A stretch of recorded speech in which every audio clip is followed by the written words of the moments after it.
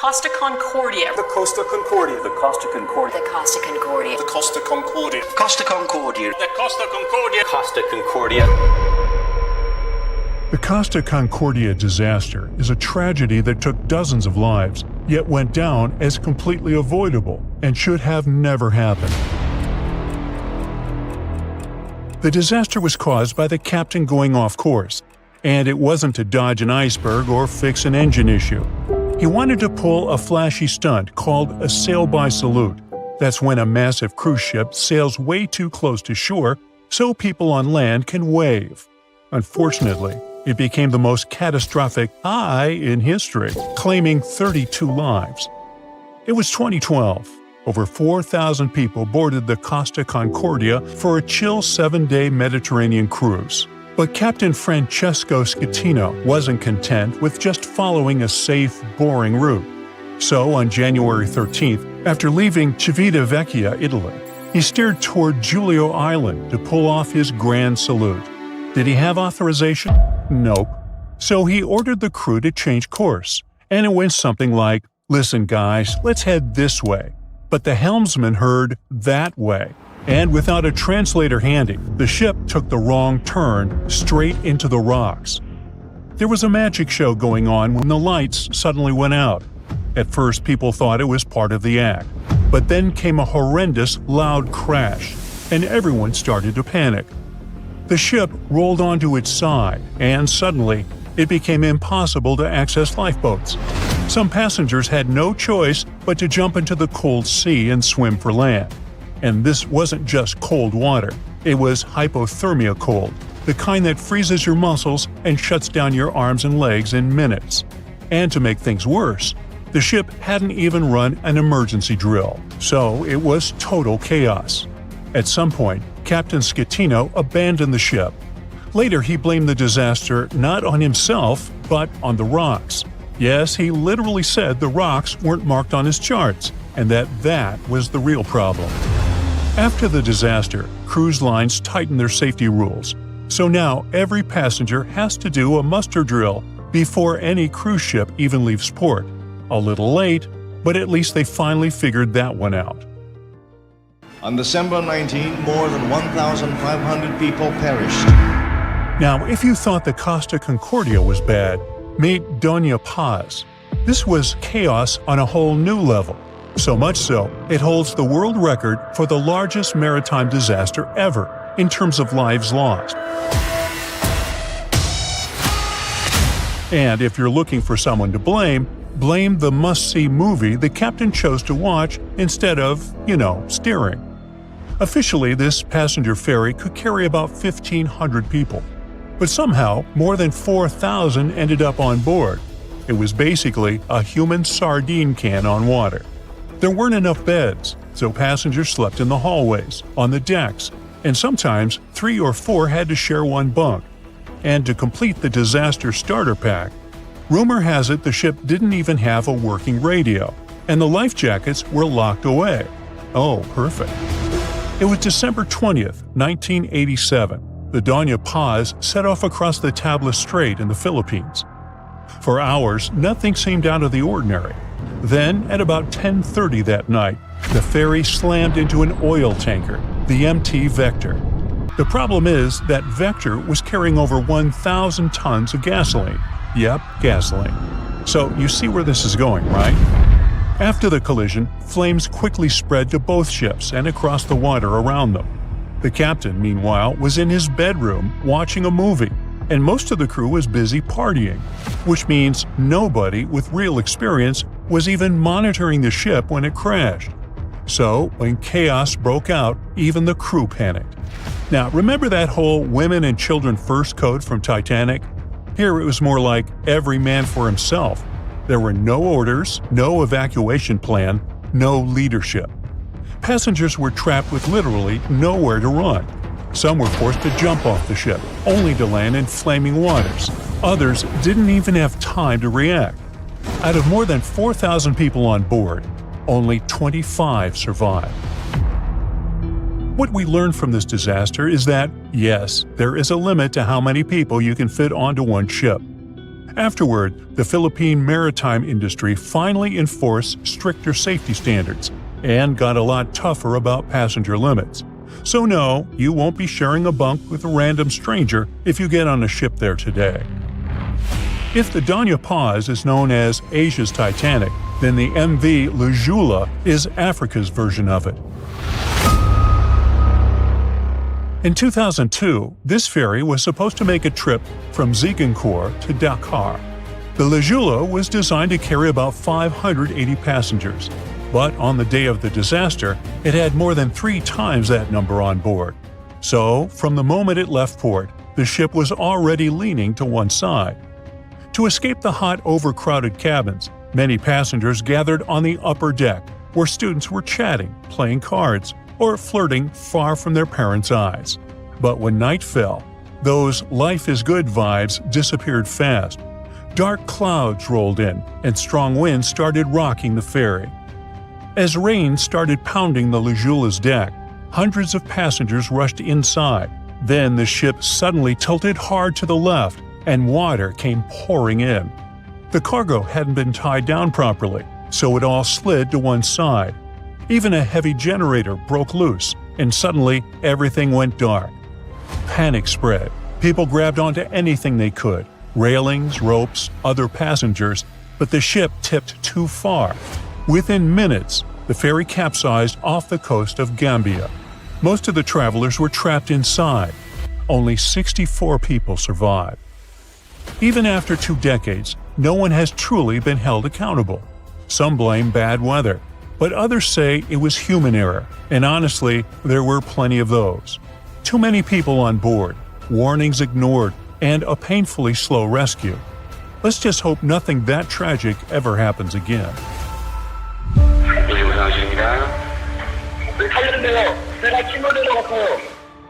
The last disaster on our list changed South Korea.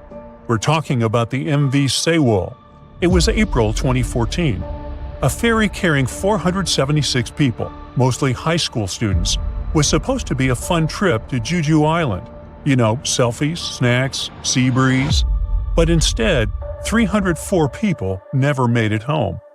Those who did survive were mostly rescued by random fishing boats and commercial ships nearby, because the official rescue team took about 30 minutes to show up.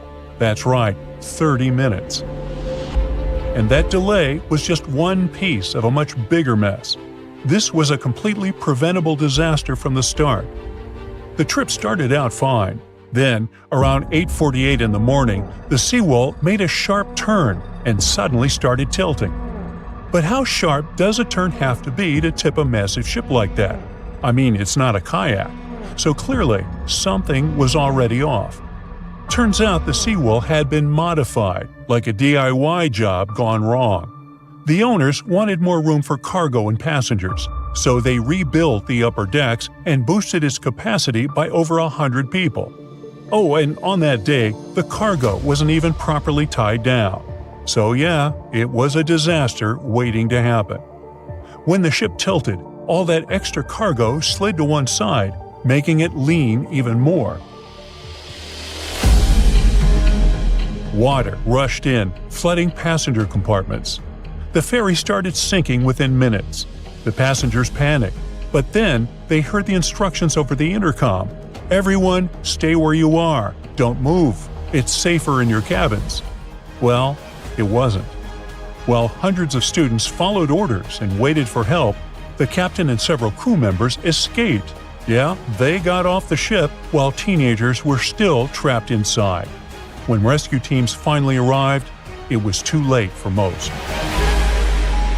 The Sewol disaster shocked an entire nation, but it also brought people together. It sparked new laws, better training, and a promise that no ship would ever sail that recklessly again. This video's kinda serious. You won't find any jokes or memes here. It's possible that after watching it, you will change your mind about buying cruise ship tickets, because we're gonna talk about people who went missing during such vacations. The cases opened by the police have not been solved. But before we look at some of these creepy stories, let's take a look at the statistics. Over the past 20 years, more than 200 passengers have disappeared on cruise ships. That's about 10 people a year. A small percentage compared to the millions of people who travel by ship every year. But every missing person is a family member. It's a whole life and a story. Most likely, there are many more such cases, but cruise companies sometimes don't want to spoil their reputation and talk about missing people despite the fact that the U.S. Department of Transportation maintains an archive of such incidents. So, let's get to the first case, the disappearance of Amy Bradley. Some of you have probably seen the documentary about this girl who disappeared on board the Royal Caribbean Rhapsody of the Seas cruise ship. March 23, 1998. It was a luxurious trip to the Caribbean where Amy went with her family. Delicious food, beautiful views, cocktails, parties, and lots of amazing people. Amy was having a great time. But then, the morning of March 24th came, and the girl disappeared. On March 23rd, 23-year-old Amy was hanging out with her brother at the ship's nightclub. She met a musician from the cruise band, danced with him, and returned to the cabin around 3:30 a.m. At 5:30 a.m., her father saw Amy sleeping on the balcony. Half an hour later, the woman disappeared. More than 27 years have passed, and Amy Bradley has remained missing.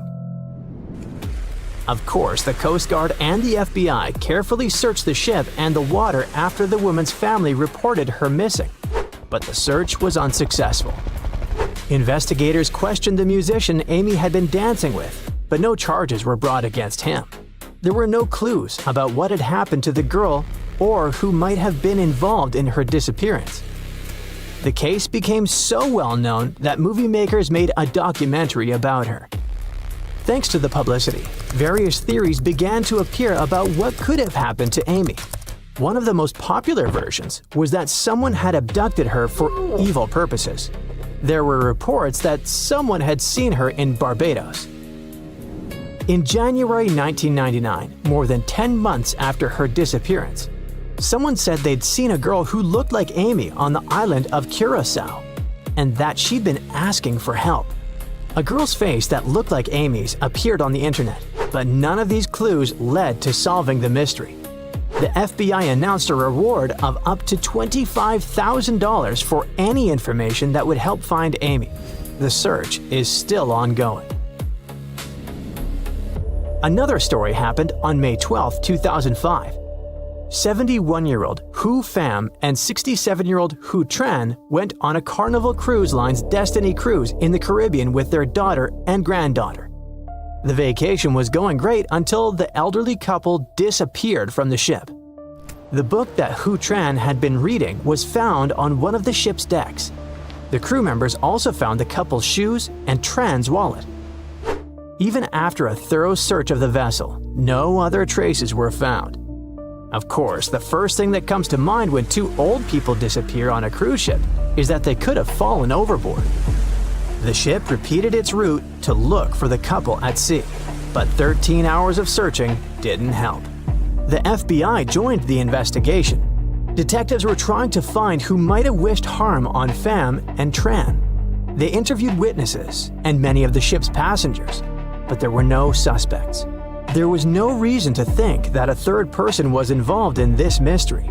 The Pham and Tran family is still trying to solve this mystery, but all official investigations have stopped. Sometimes, a person disappears from the ship even though video cameras are installed. When the records show that no one has fallen overboard, but this person is nowhere to be found. This is exactly what happened to 20-year-old Blake Kepley. He was vacationing on the Holland America Line family cruise ship Oosterdam, which sailed through the waters of Alaska. In the early morning of July 22, 2011, he disappeared. The first version was that the guy had fallen overboard, but the company provided video files from the cameras. The records showed that no one had fallen overboard during the trip. It felt like Blake had just disappeared into thin air. The U.S. Coast Guard conducted a massive search of more than 350 miles of the ocean, but they found no trace. On July 23rd, one day after the disappearance, the search stopped. Blake's disappearance was noticed when he didn't disembark in Ketchikan. He may have passed unnoticed, but there's no evidence to support this version. In addition to cameras, the ship was equipped with a fall detection system, and it didn't detect any falls. The only tiny clue was a grainy photo from the cameras. It showed someone walking around the deck on the day when Blake Kepley disappeared. But it's hard to say who exactly was walking there because their face remained unseen. Since Blake's disappearance, his family has raised the issue of improving detection systems for people who fall overboard many times. The scariest thing in such situations is the unknown. The family can't let go of the missing person, and it torments them. Such detection systems could save relatives and loved ones from uncertainty. Almost all the stories about missing people on cruises are about passengers. But the next case concerns a crew member. 24-year-old Rebecca Corium worked on board the Disney Wonderliner as a youth activity coordinator. At 5:45 a.m. on March 22, 2011, upset Rebecca was talking on the phone in the crew lounge. She was captured on a video camera, and it was the last time Rebecca was seen alive.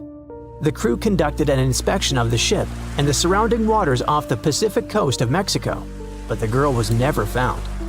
But the most mysterious thing about this story is that a few weeks after the disappearance, someone used Rebecca's credit card, but it's still unclear who did it. Many years have passed since the disappearance of this girl, and of course, during this time, there were theories about what had happened. The ship's captain suggested that Rebecca had been washed overboard by a large wave when she had been near the pool, but the woman's family rejected this idea. Others said that someone had wanted to harm her, but there's no confirmation of this version. Angelo Faliva worked as the first chef in the kitchen of the Coral Princess liner. On November 25, 2009, according to eyewitnesses, Angelo had a conflict with one of the employees. At about 8:15 p.m., Angelo was talking to two passengers in the dining room and then returned to the kitchen. Then someone saw him enter an elevator going down to the lower decks, which were open only to the liner's employees. No one has ever seen Angelo Faliva since. The situation is complicated by the fact that there were no cameras in the employees' areas. There were no cameras in the restaurants either, so there were no clues about what had happened to this man. "I'm going to the pool," 21-year-old Ariel Marion told her mother on the eve of her disappearance. After these words, her mom took a nap. When she woke up, her daughter was no longer on board. The search didn't reveal any details, but one of the passengers saw someone or something fall from the upper deck into the open sea. The girl was never found. The version of falling overboard is the most likely. It's June of 1857. A fierce storm slams into Gechen Bay, Australia, and rips apart a Dutch ship weighing 800 tons. Part of the crew tries to escape in a small boat, but only 9 of the 25 men on board survive. Now, many years later, researchers believe they've found this long-lost gold rush shipwreck. Yep, this ship is tied to one of the most dramatic high-stakes chapters in Australia's history. We're talking about the shipwreck of Koning Willem de Tweede, a vessel built back in 1840.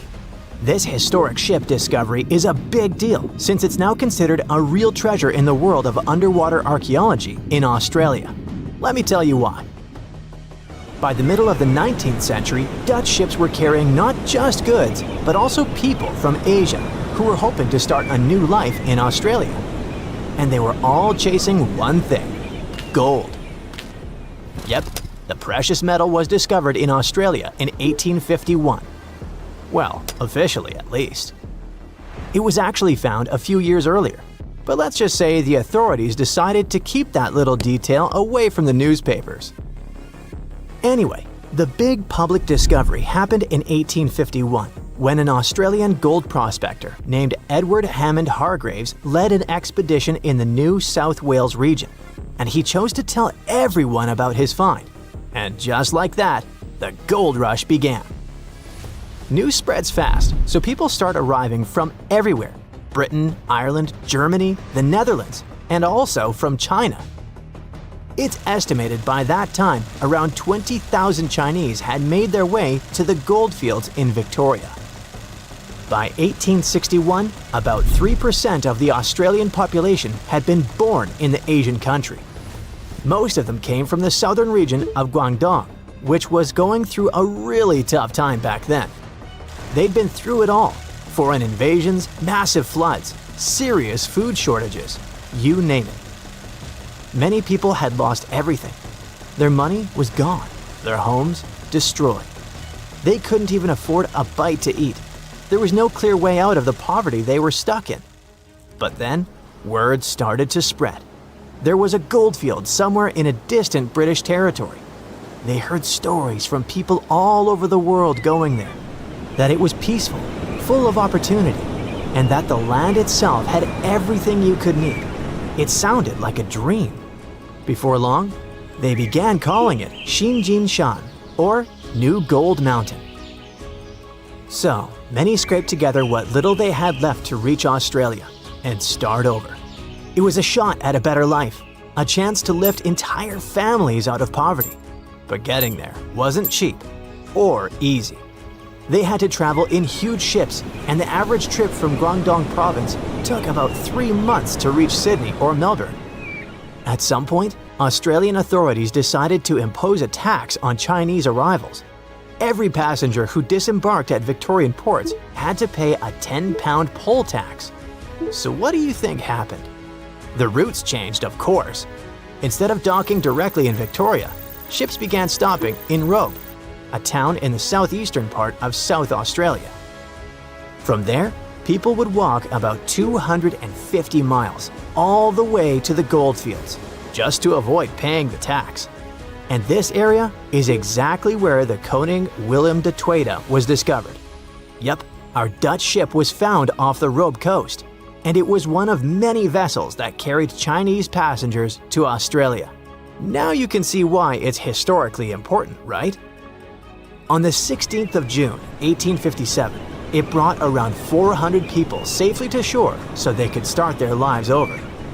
The ship itself didn't get a happy ending, though. After dropping them off, it was supposed to continue its journey, but then a storm rolled in.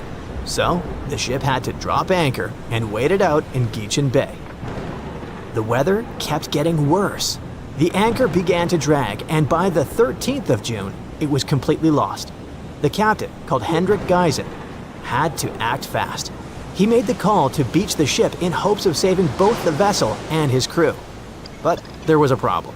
The ship ran aground on Long Beach, about 3 miles east of Robe, and it started breaking apart quickly in the rough seas. The rest of the story is tragic. 16 sailors drowned when one of the ship's small boats turned upside down. Only 9 men made it out alive. Captain Geisen stayed aboard the wreck. He eventually reached the shore by clinging to a cask. Thankfully, people who were on the beach managed to pull him out of the sea using a rope. A few months later, things from the wreck were sold to a local man in Robe named Jacob Chambers for £225, which was a pretty big amount of money back then. And that's because people were able to save a good amount of stuff from the wreck, like the bell, some doors, and wooden planks from the hull. Those doors and some of the timbers were later used to build the Caledonian Inn, a historic 2-story stone hotel that went up in 1859. As for the bell, it was supposedly used at Robe Primary School for over 100 years, but researchers aren't so sure about that part. What we do know is that most of the ship's remains were still missing, until now. After 3 years of hard work, a team affiliated with the Australian National Maritime Museum believes they have finally found the Koning Willem de Tweede. The project kicked off in April of 2022, and its main goal has been to search for, locate, and carry out an archaeological survey of the shipwreck's remains. To do that, they mainly used 2 tools: underwater metal detectors and a marine magnetometer, a device that detects changes in the magnetic field of the seafloor. Soon, this technology started picking up a bunch of anomalies in the area where the shipwreck was believed to be. And by anomalies, I mean weird signals. Clues that something might be buried under the seabed, probably hidden under layers of sand or mud. They believe those signals were coming from the iron parts of the ship's windlass. That's a big winch at the front of the ship used to pull up the anchors. Some of those pieces were sticking up slightly from the seabed, along with a partially exposed iron frame.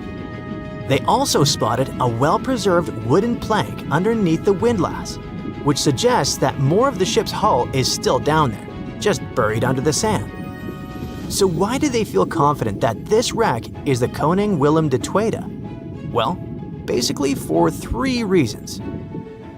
First, the location.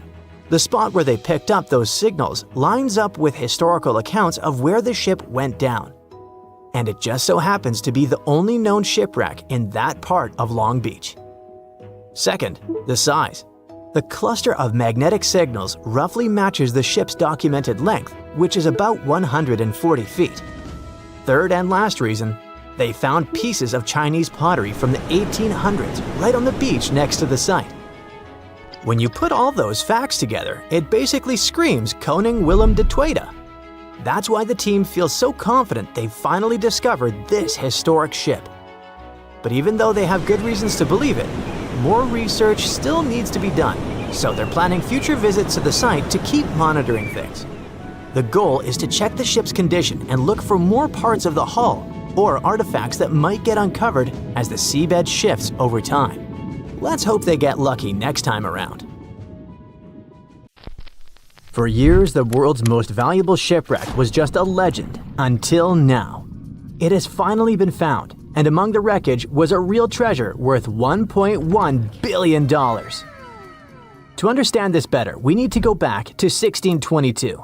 That year, the mighty Spanish galleon Nuestra Señora de Atocha set sail from Havana, packed with riches belonging both to King Philip IV of Spain and to the wealthy members of the crew. We're talking about gold, silver, copper, and emeralds from Colombia, Peru, Mexico, and Venezuela. The cargo was so large, totaling more than 40 tons, and so vast that it took 2 months to transport it to the ship. The ship was also packed with people. There were 265 people on board. At first, everything went well, but then came the Florida Straits and trouble. The crew found themselves lost in the night that was not only cold, but also stormy. And before long, they were facing a powerful hurricane. The wind tore the masts apart. Giant waves destroyed the rudder, and soon, the Atocha was sinking toward the darkness of the seabed.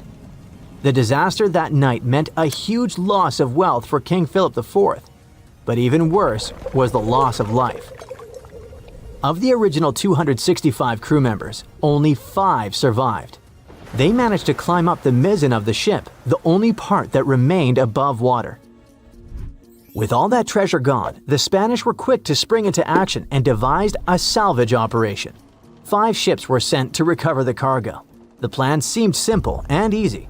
After all, the hatches were securely locked, so the treasure could still be there. But almost immediately, things went wrong. For example, one of the 5 ships ran aground before it could even begin its journey. In the end, the search dragged on for 60 years, and many factors contributed to the mission's failure. That may not seem so bad today, but back then, divers didn't have the technology or safety equipment that we have today. Exploring the seabed was risky, and more often than not, it led nowhere. While searching for the Atocha, the rescuers found traces of another vessel, the Santa Margarita, the Atocha's sister ship.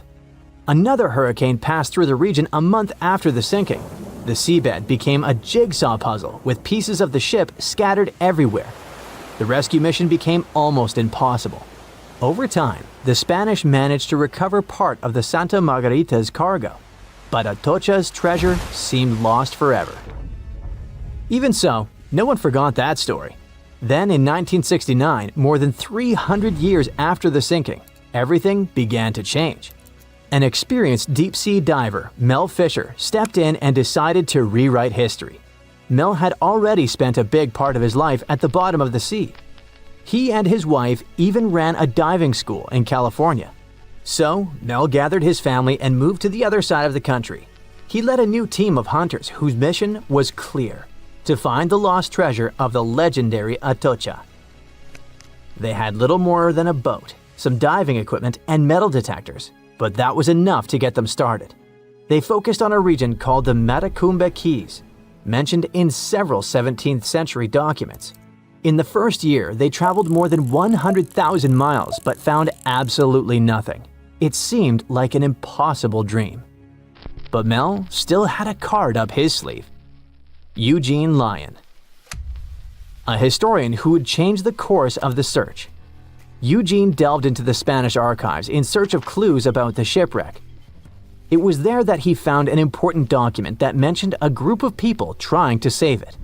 On the last page, it was mentioned that an area 100 miles from where Mel was searching had been the scene of the main exploration. This little piece of information was the needle in the haystack they needed. They rerouted the ship and soon arrived at the new location. But there was a challenge. That part of the ocean was deeper and the visibility there was almost zero. It was difficult to see your own hands. However, Mel knew how to deal with the adversities of diving and came up with a simple and brilliant solution. He installed 2 large tubes on the boat called letterboxes. Those tubes could be lowered in front of the propellers. The idea was ingenious. They sucked clean water from the surface and directed it to the bottom of the sea, exactly where the divers were. This technique not only cleared the murky water, but also helped to reveal objects that had been hidden for centuries. And still, the search took 16 years. During that time, Fisher found many lost items. Then, in 1971, they discovered a huge anchor. This was the first clue that they were close to finding the Atocha. In the following days, more objects appeared. Cups, swords, and ancient nails turned up. To keep everything organized, the team created a circular map. On it, they marked the exact location of each item they found. They also used radio transmitters on land and a receiver on the boat, which allowed them to know precisely where they were. The system was so efficient that it could measure the position with a margin of error of just 1 foot. Over time, a line began to form on the map, pointing to where the Atocha's main treasure might be hidden. They followed this trail for 2 years. Just when they were starting to lose hope, they found silver bars. It was the year 1973. This opened the door to much bigger discoveries. The silver alone was worth over $100,000, but the real treasure was yet to come. On July 20th, 1985, valuables that would be worth around $1.1 billion today were finally discovered in the main hull of the ship. The treasure included 180,000 silver coins, 24 tons of silver bars, 125 gold bars, a collection of pearls, and 66 pounds of emeralds. Some of these finds were priceless, not only because they were rare, but because of their history. The Atocha Cross, the Royal Orb, and the Atocha Ring, 3 royal artifacts, were found in near-perfect condition. The Atocha Cross was the most valuable of all the artifacts. It had 9 brilliant green emeralds set in 22-karat gold. A true treasure from the past, shining once again after centuries underwater.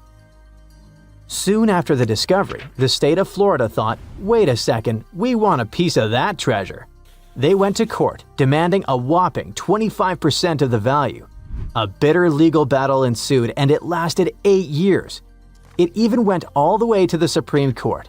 But in the end, treasure hunter Mel emerged victorious. He was even invited to The Tonight Show, showing off a massive gold chain found in the wreckage, wrapped around his waist like a belt. People called it the money chain, and for good reason. The find was so big that the wreck was declared the world's most valuable by the Guinness Book of Records in 2014. After the initial excitement, Mel sold some of the gems, but the bulk of the treasure remained in the family for a while. What was left was auctioned off. No one knows exactly how much the jewels were sold for, but one thing is for sure. Their value has skyrocketed over the years, and it's not just about the sparkle. It's about the legend that lives behind them. Today, these treasures are part of the particular Museo collection, the largest private collection of the Atocha artifacts in the world. And no, they're not for sale. But the good news is that you can still see them. They're on display, shining brightly in homage to Colombia's rich history and the famous mine from which they came. The people behind them say that these emeralds are as iconic as the rubies of Mogok or the sapphires of Kashmir. And honestly, they're right. Be careful, one. Save yourself! We're drowning! Quick, check this out. Over 5,000 ships have been lost near this coastline. Pirate galleons, Civil War ironclads, even modern boats.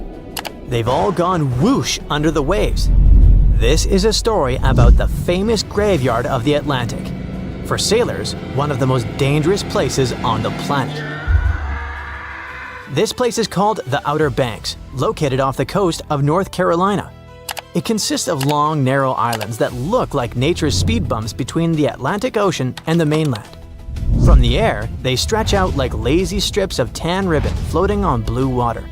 You'd never guess anything sinister happened here. It just looks like miles and miles of soft beaches, ready for bonfires and beach parties.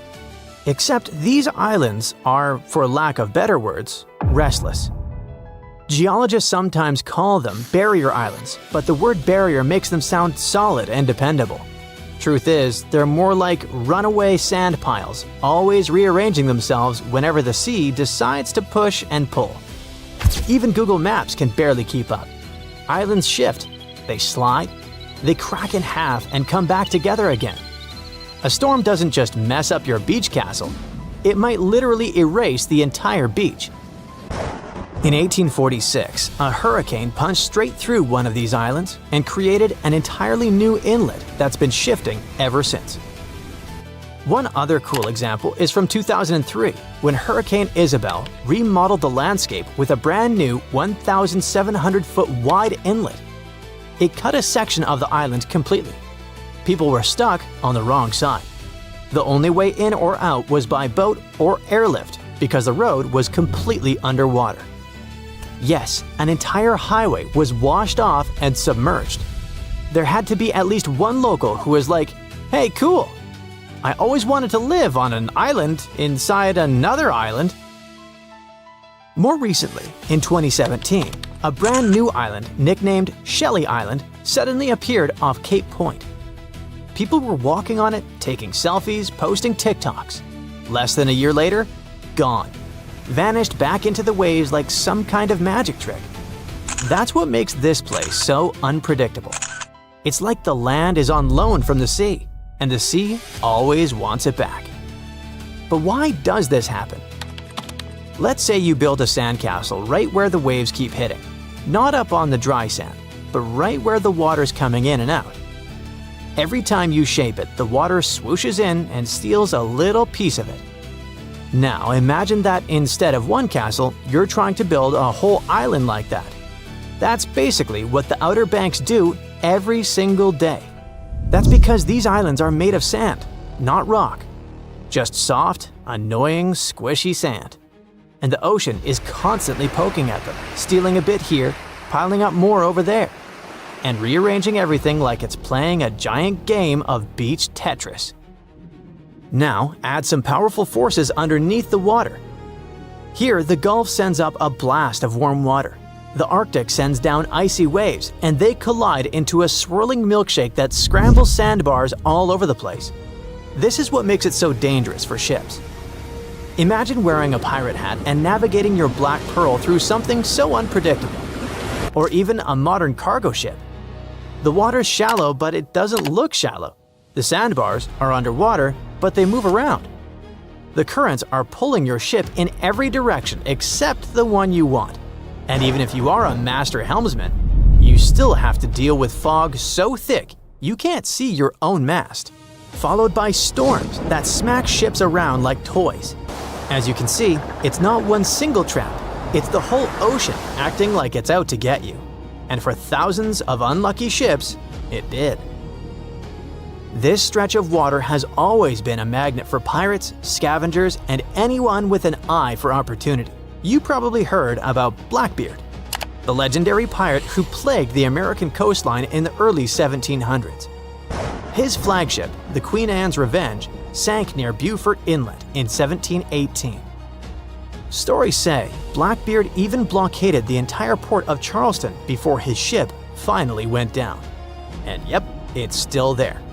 Divers found the wreck in 1996, and they're still pulling up cannons, gold dust, medical tools, and all kinds of 18th century pirate loot. Over the years, locals made a living salvaging whatever the ocean tossed onto their shores: timber, tools, cargo. If it washed up, it got used. The now abandoned village of Wash Woods, located near the Virginia border, was famously constructed by survivors of a shipwreck. They used cypress planks from a ship that had washed ashore during a storm in 1889 to build the village along the Virginia beach. They built homes, a church, and even a school out of wreckwood. Nice way of recycling. And then there's Nag's Head, which sounds like the name of a pirate bar, but actually comes with one of the coolest legends on the coast.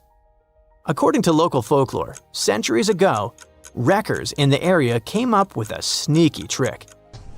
They'd tie lanterns to the necks of old horses, or nags, and walk them along the dunes at night. From far out at sea, that bobbing light looked like another ship sailing safely near the shore. Captains would follow it thinking they were in safe water, only to slam straight into a hidden sandbar. Now, is that legend true? Probably not. Historians haven't found any solid evidence that it ever happened. However, when the ocean is sinking ships full of goodies near your shores, becoming a shipwreck scavenger starts to sound like a pretty solid career move. But even with modern technology, ships are still getting wrecked. In 2012, the tall ship Bounty sank off the coast during Hurricane Sandy. It was a modern tragedy with a very old pattern. A ship meets a storm, and the storm wins. The boat was actually famous.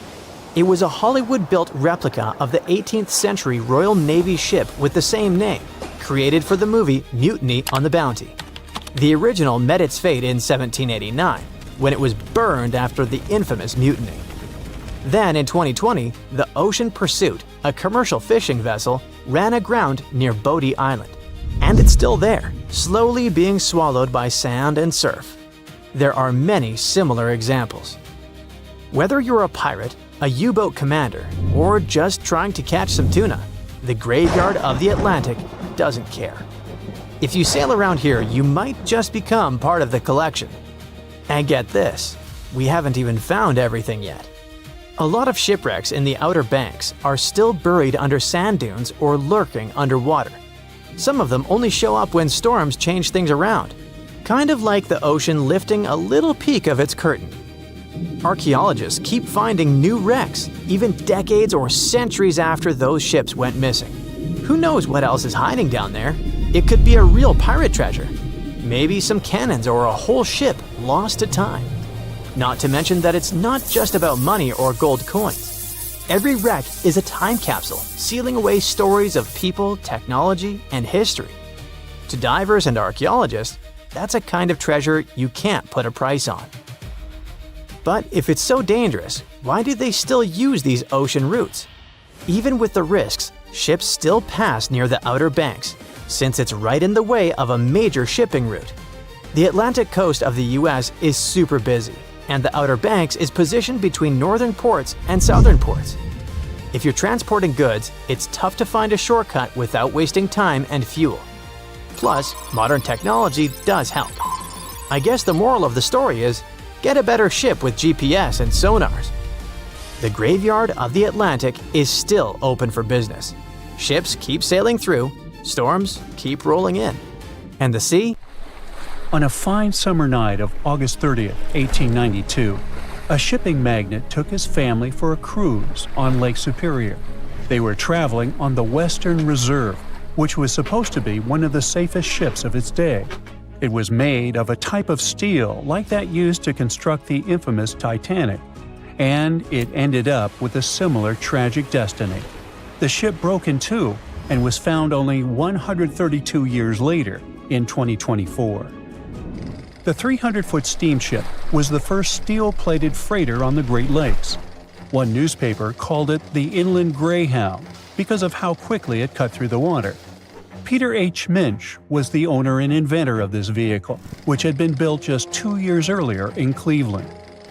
On the night of its last voyage, the ship set off toward Two Harbors, Minnesota. Minch brought along 5 of his family members: his wife, their 2 kids, his sister-in-law, and his niece. There were also 22 crew members aboard. It was a pleasant and smooth ride while they were sailing across Lake Huron. But as soon as they left Whitefish Bay, the lake turned wild, and the crew had to drop anchor for a while. Later that evening, as they entered Lake Superior around 9 p.m., a fierce summer storm moved in with powerful winds and crashing waves.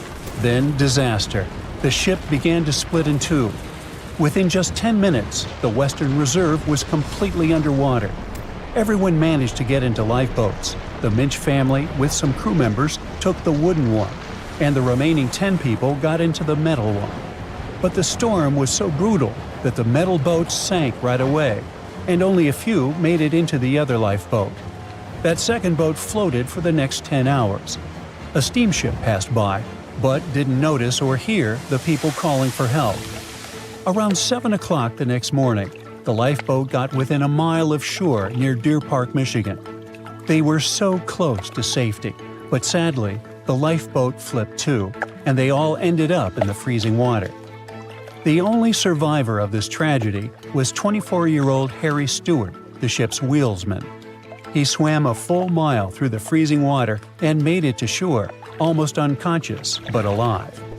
He later mentioned he survived only thanks to a heavy-knit, close-fitting pea jacket. The Western Reserve was lost for over 100 years until a couple of determined explorers finally tracked it down. They spent over 2 years searching non-stop for the wreck off Michigan's Upper Peninsula. Daryl and Dan Ertl found it using a side-scan sonar that looks half a mile out on each side. One day, they saw a tiny blip on the left side of the scan. It was small, but Daryl measured the shadow, noticed that it was about 40 feet tall, and realized it must be something important. So they turned back and scanned directly over the spot. They saw cargo hatches and the wreck that looked like the ship had snapped in two, with one half lying on top of the other in an almost impossible position. Each piece measured around 150 feet long, and once they checked the width, they knew for sure that they had just found the legendary Western Reserve. Historians are still not sure why the vessel, that was supposed to be unsinkable, suddenly snapped in half, but they have a few solid theories. One idea is something called hogging. It happens when the ship rides up over a giant wave and the bow and stern are left hanging in the air with nothing underneath to support them. That puts a large amount of pressure on the middle, and it bends down like a stick when you're pulling both ends. Another plausible reason concerns the steel the vessel was made of. Back then, steel was the hot new substitute for iron. But quality control wasn't perfect. Some steel plates weren't made very well, which could have caused a serious weak point in the ship's body. There's also the chance that the ship didn't have enough ballast, which is the weight used to keep it stable, or maybe it wasn't balanced correctly. Sadly, just 8 weeks after the Western Reserve tragedy, another vessel that had been built at the same time with similar mill runs of steel plate repeated the destiny of its twin. The W.H. Gilcher was a steam freighter used to transport cargo between ports on the Great Lakes. It set out on what was supposed to be a routine trip on October 26, 1892. Loaded with over 3,000 tons of coal, the ship left Buffalo heading for Milwaukee. Captain Leeds H. Weeks and a crew of 18 were on board. Everything seemed normal at first, and by the afternoon of October 28th, the ship passed through the Straits of Mackinac and entered Lake Michigan.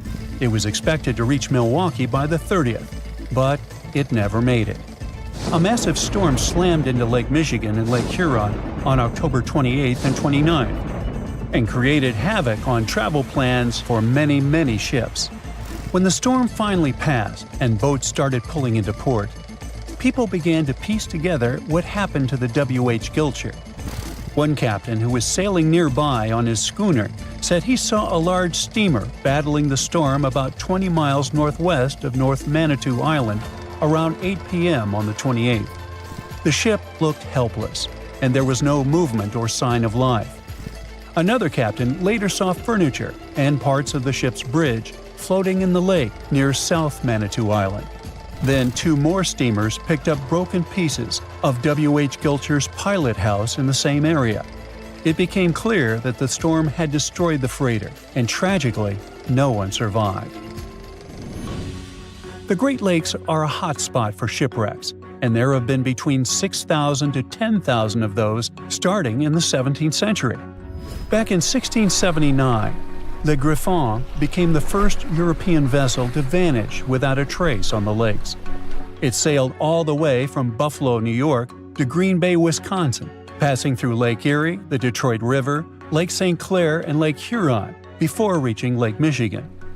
After a stop in Green Bay, it started heading back, and then it was never seen again. In 1975, one of the most famous shipwrecks happened when the massive 729-foot ore carrier SS Edmund Fitzgerald sank in Lake Superior. A fall storm was supposed to stay far south of their route, but things changed fast. Another freighter, the Arthur M. Anderson, was following behind and kept in radio contact with the Fitz's captain, Ernest McSorley. By the afternoon of November 10th, waves were smashing over the deck, and wind gusts at over 80 miles per hour were hitting both ships hard. By 7:20 p.m., the Anderson couldn't reach the Fitzgerald by radio anymore, and it had vanished from radar. There was no distress call, no warning. The huge ship had just disappeared. Later, search crews found the wreck over 530 feet under the surface, broken into 2 giant pieces. No one of the 29 crew members survived, and no one witnessed what really happened. There could be all sorts of reasons for such tragedies, from errors in judgment and equipment failure to simply being in the wrong place at the wrong time. The Great Lakes are massive bodies of water with weather systems that you would expect to find in seas. These inland seas sit deep in the middle of the continent, and hurricane-strength winds and powerful storms form here. Many of them hit in November and December, when the waters are still warm from the summer, but Canadian cold air is starting to push down. There's a huge difference in temperature between the air and water. This difference and strong winds lead to massive waves. Plus, ice forms more easily in fresh water than in salt water. It builds up on ships quickly, and crew members also have to get around tricky ice waters. Water levels here are also unstable. In wet years, storms are more likely to happen, and this makes the risk of damage or disaster higher. 360 years ago, a massive British ship, the London, blew up in the Thames estuary. The tragedy took over 300 lives, including the sailors and their loved ones. No one knows exactly what led to all this, but scientists are finally getting close to the truth. Divers accidentally found an exceptionally well-preserved bronze cannon from the ship. This cannon, that was buried in silt and clay for centuries, could have all the answers. The London was a service ship built for the Navy of the Commonwealth of England. It set off on its first journey in June 1656. The ship played a huge role in British history as it was part of a convoy that went to the Netherlands in 1660 to collect Charles II and restore him to the throne. 5 years later, in March 1665, it was traveling from Chatham to Hope. From there, the Admiral Sir John Lawson was supposed to take it to the sea. But just before reaching the buoy of the Knower, the gunpowder suddenly blew up on the ship. About 25 people who were in the roundhouse and coach survived, but over 300 drowned. The ship broke into 2 pieces. Henry Bennett, the Earl of Arlington, passed along rumors that it all happened because of cheap, low-quality gunpowder that was on the ship. When experts of that time inspected the shipwreck, they concluded that the cannons could still be salvaged. but the ship itself was a total loss. Later, when someone recovered some of them in 1679, there was a scandal where they tried to use them to settle a completely unrelated debt. In 2005, divers rediscovered the London. To protect it, port authorities even had to move the shipping lane, and a team of archaeologists got to work exploring it. That wreck is a big deal because it gives us real insights into English naval history. Visibility in the Thames estuary can be terrible. Sometimes you can't even see a foot and a half in front of you. Working on the site is also super tough because it's in a crazy tidal environment, and a busy shipping lane, where huge cargo ships constantly pass by, is still near. So when a cannon suddenly appeared, stuck deep in the clay, it meant the conditions had to be absolutely perfect. Experts believe the find is from the Commonwealth era, and it's medium size, about 8 feet 6 inches long. It was part of a special set made specifically for the London and was placed on the ship's lower deck. Every single gun carriage on the London was one of a kind because all of its cannons came from different countries and different periods in naval history. Big cannons were really rare and crazy expensive to make since they needed tons of bronze or iron and had to be individually cast. That's why the Navy often grabbed cannons from captured rival ships, old shipwrecks, or decommissioned vessels. The new find is one of the clues that could eventually help scientists to solve the mystery of the London tragedy. So far, they've also found leather shoes, pieces of instruments, wooden tools, rope, and a compass. All these artifacts are like puzzle pieces to them. They still don't have enough evidence to be sure, but it looks like both the pipe and candles could have been sources of flames that set off a larger bang. Some workers made another amazing find at a flooded quarry in nearby southeast England, about 60 miles southeast of London. They stumbled upon the remains of a rare Elizabethan-era ship hundreds of yards away from the nearest coastline. Finding a ship from the late 1500s is a huge deal, because very few vessels from that time have survived. Studying it could help scientists answer some big questions about an important era in history, when England was becoming a major player in European trade. Today, the quarry site is about 1,000 feet from the sea, but back in the 1500s, it was actually part of the coastline. Archaeologists think the ship either wrecked on a rocky headland or someone dumped it there when it was too damaged to sail anymore. Scientists haven't identified it yet, but they studied over 100 pieces of its wooden hull, reading the tree rings, and found that it was built from English oak trees cut down between 1558 and 1580. At that time, Northern Europe was switching from the old clinker method where the planks overlapped like fish scales to the carvel style from the Mediterranean, where the planks are smooth and flush against each other, nailed to an internal frame. Old wood usually rots away pretty fast when it's exposed to air or water. But if it's buried under a thick, oxygen-free layer of mud or silt, it can survive for centuries. That's exactly what happened here. The team is using laser scanning and digital photography to document everything about the wreck. Once they finish their research, they plan to rebury the timbers under the silt in the Quarry Lake, so the ship can stay there safe for many more centuries to come. A team of archaeologists in Norway found a ship in an even more unexpected location, in a flat field.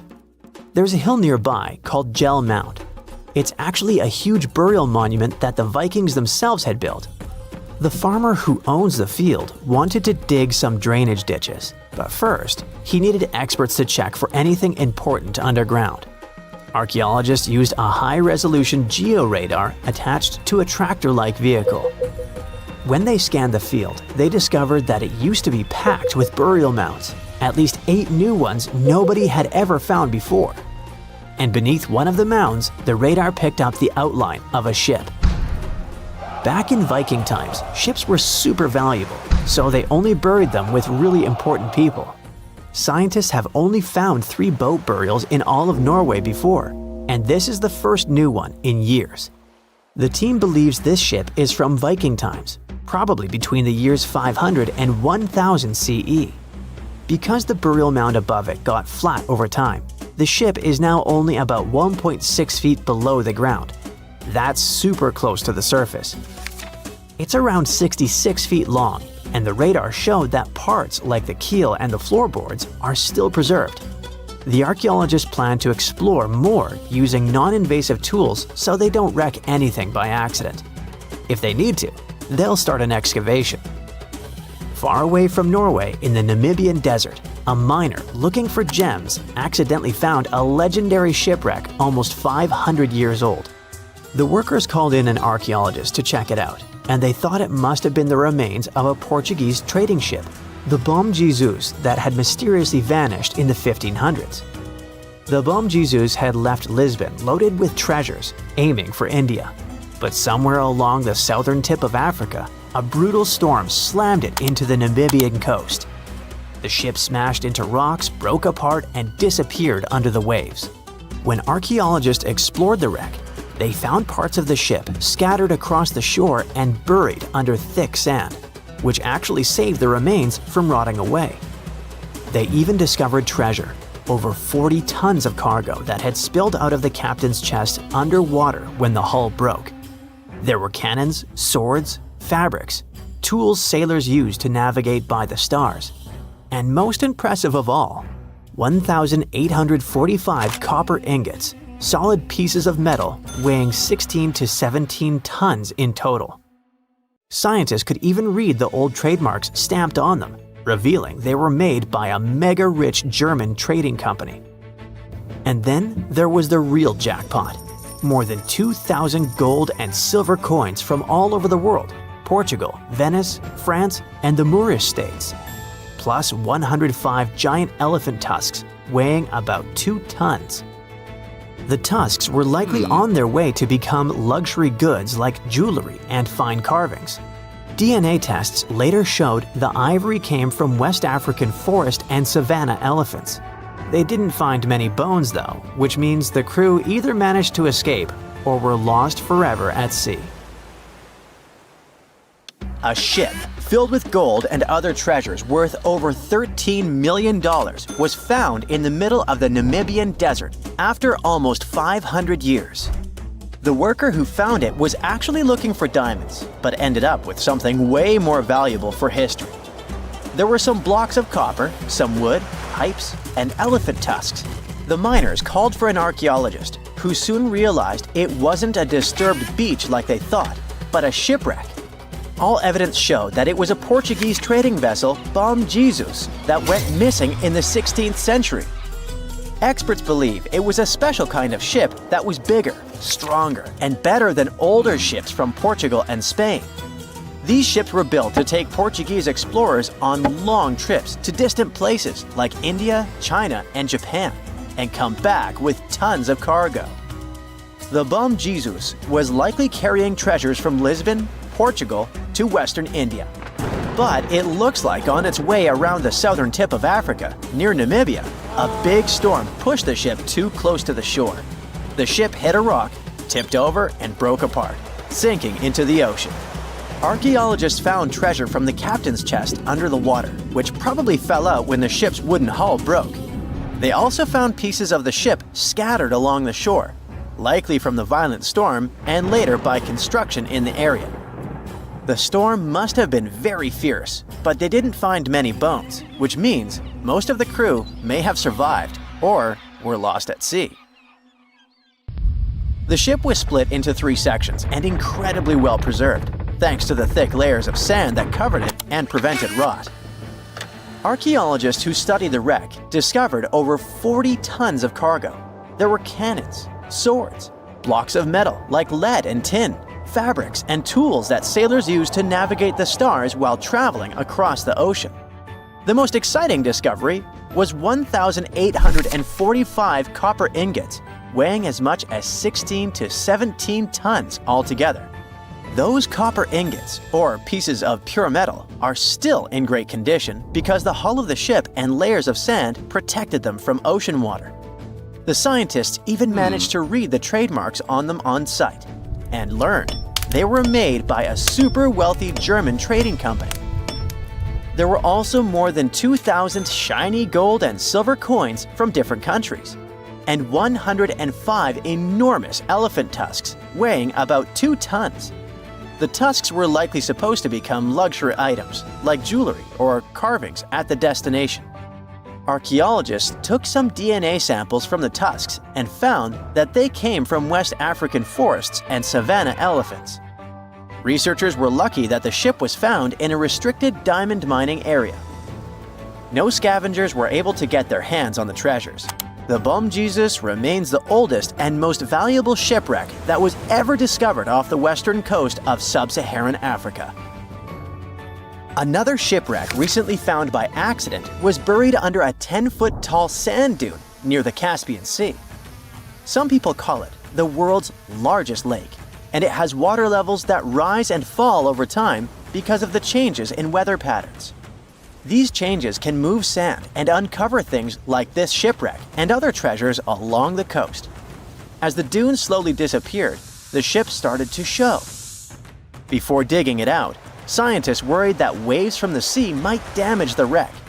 To protect it, they built a wall using thousands of sandbags to keep the waves away. When the ship was uncovered, they discovered it was a 3-masted, 92-foot-long merchant ship with a strong double hull. Wood samples showed the ship was built in the 18th to 19th century using trees like Scots pine, spruce, and larch from the Volga River area or the Caucasus.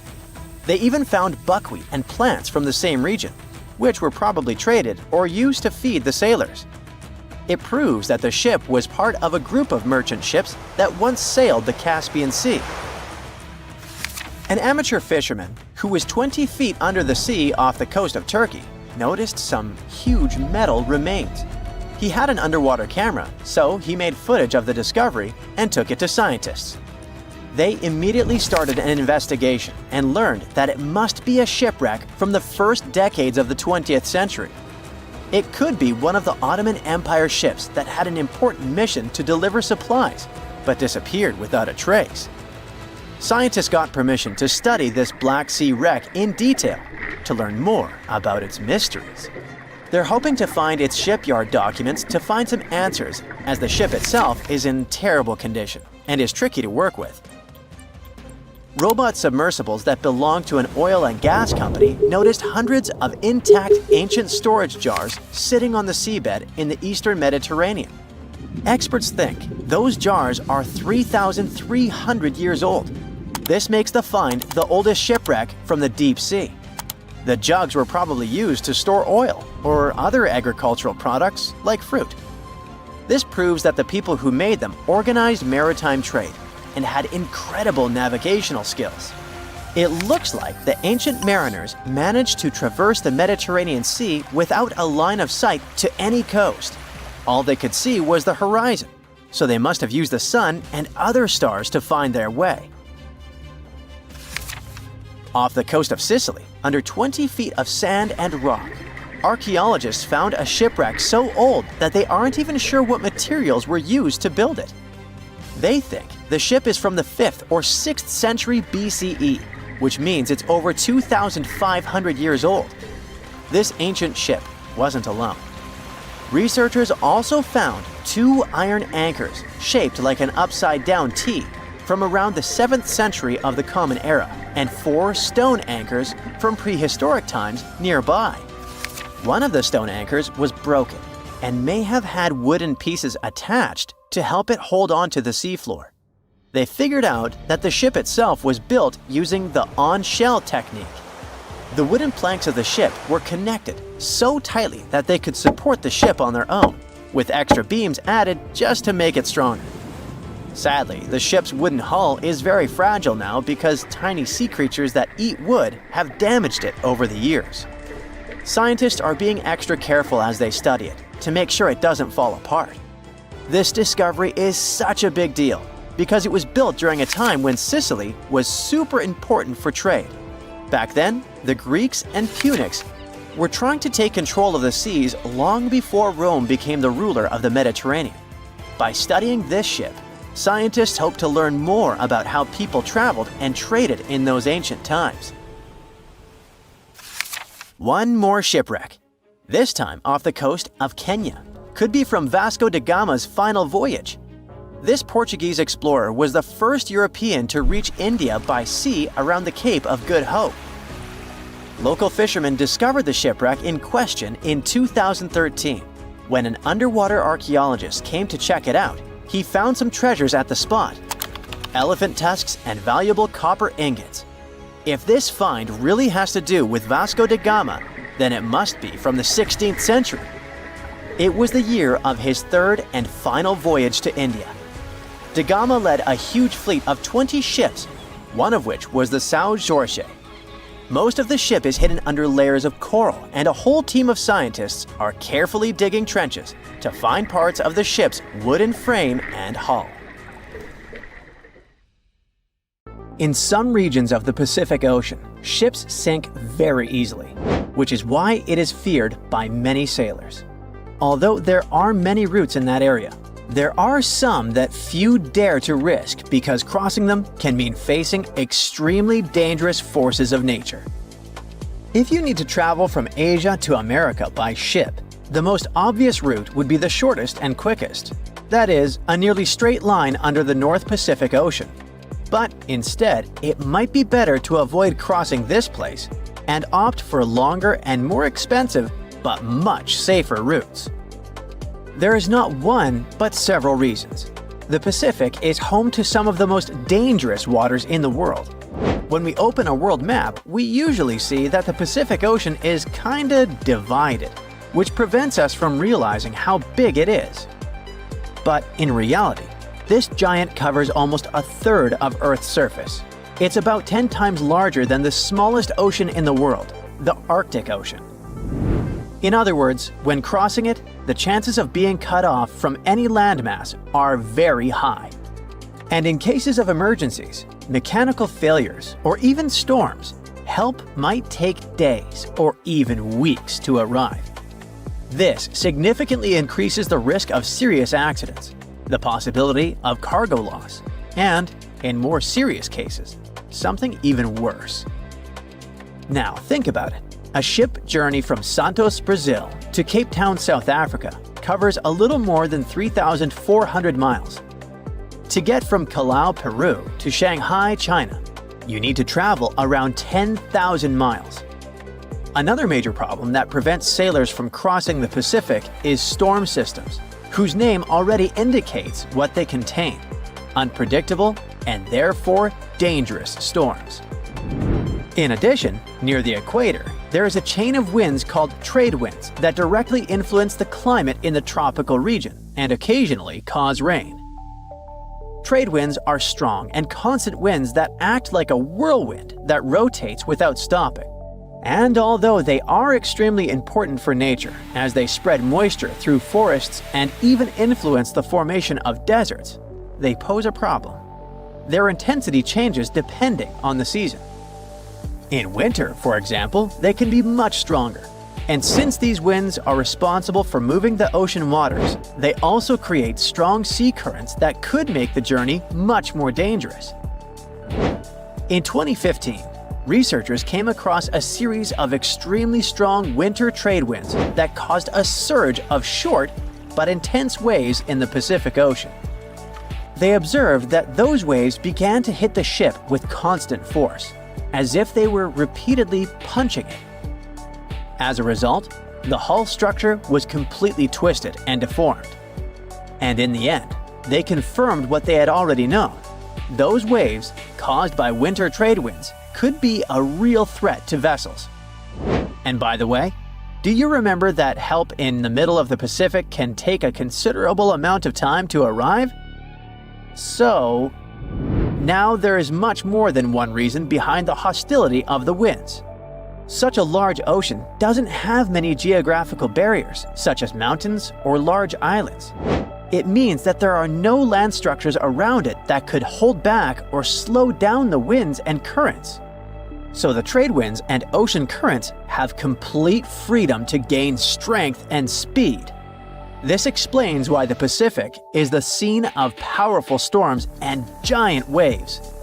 This is different, for example, from the North Atlantic, where North America, Europe, and Africa help to contain and redirect the atmospheric and maritime systems.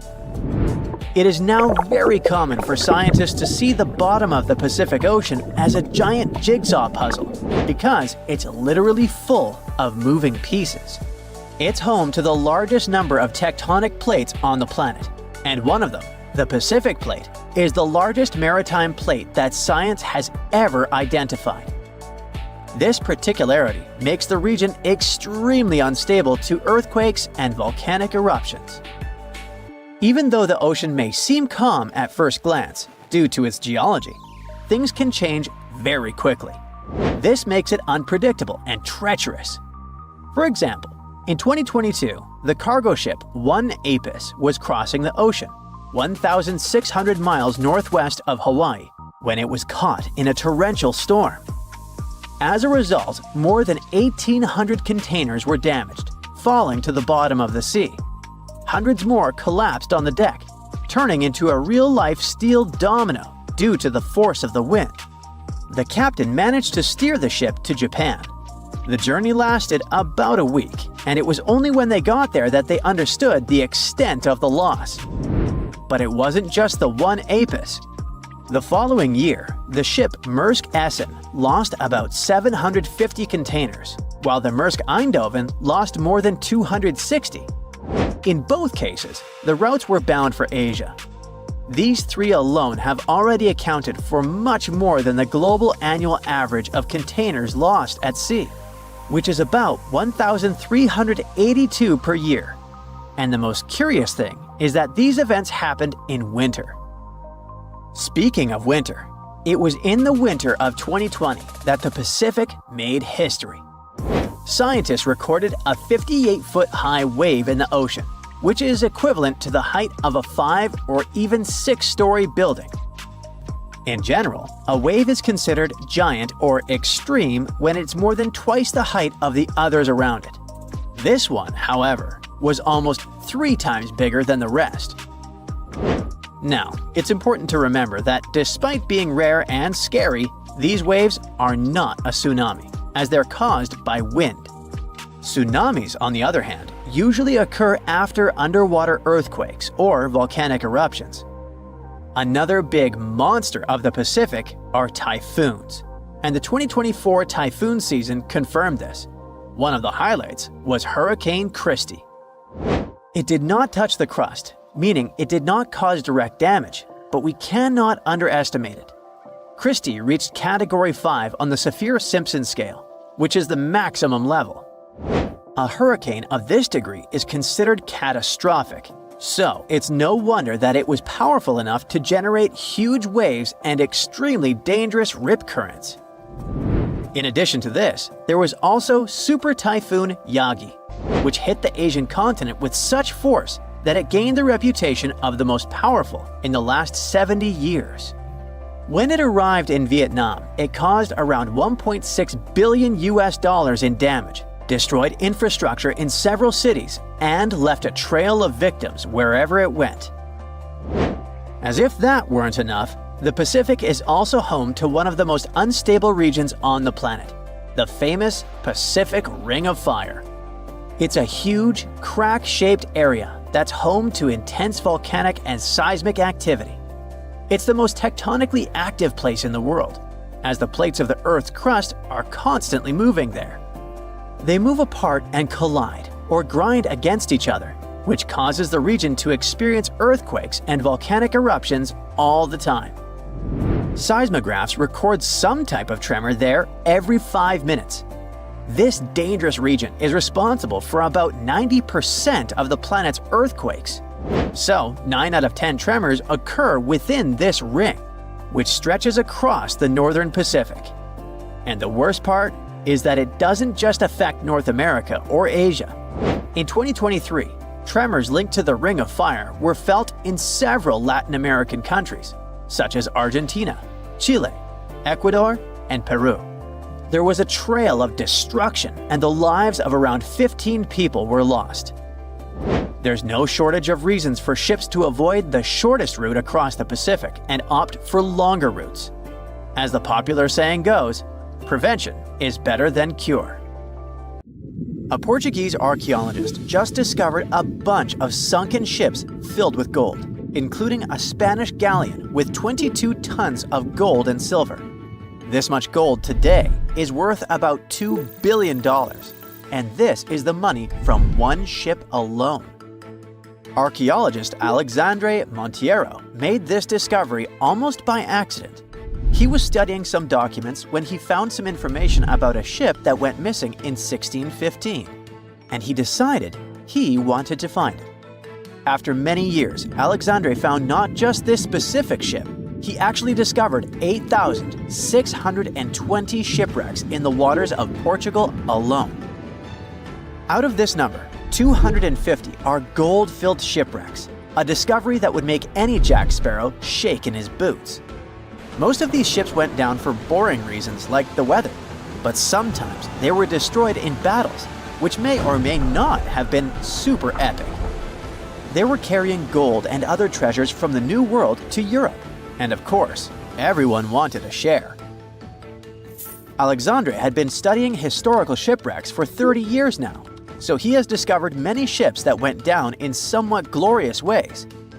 In 1816, for example, a ship of one of the richest men in Portugal sank in Australia, with an insane amount of 66,000 silver coins. This was the first ship from Portugal to ever plunge in the waters of Australia. The bad news is that these ancient sunken vessels, filled with riches and epic stories, are not so easy to reach. They're deep down in the ocean and covered by sand.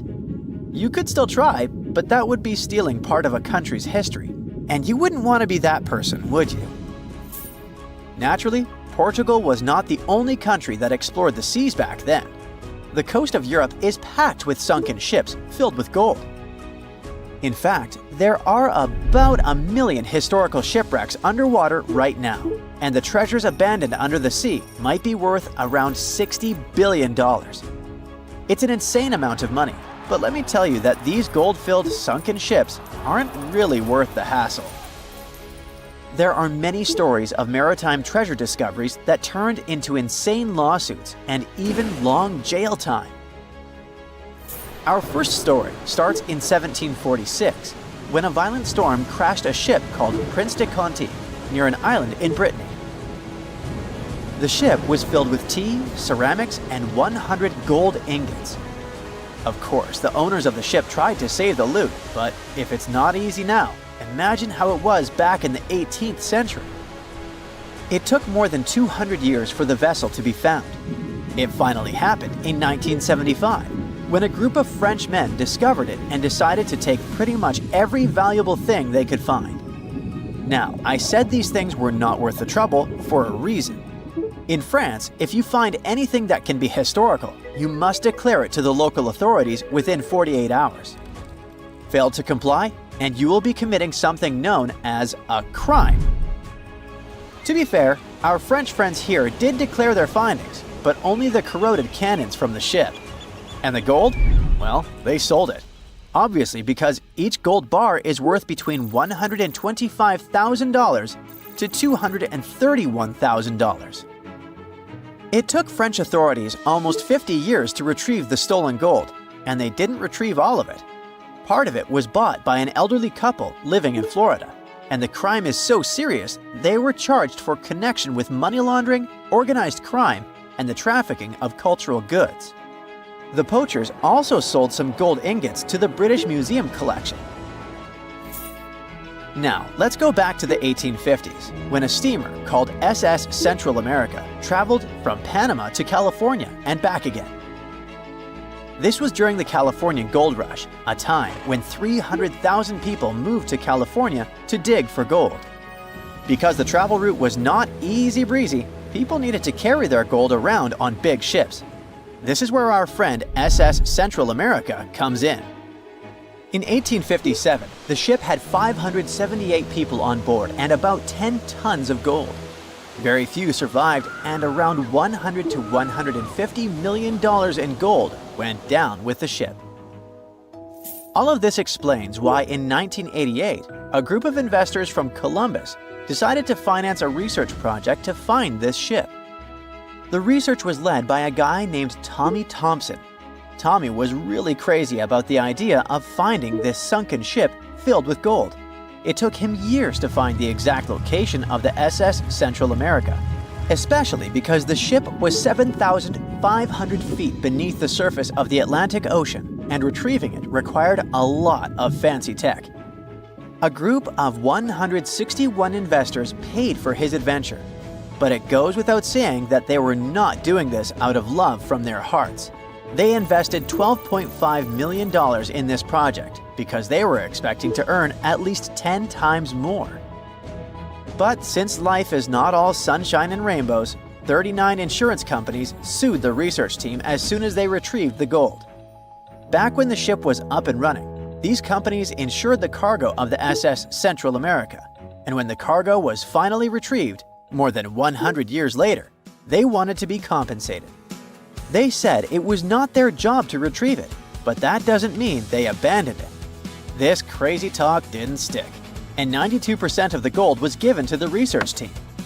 The plot thickened when the investors were scammed by none other than Tommy Thompson, who fled with $4.16 million. He also had 500 gold coins, but he's not telling a soul where they are.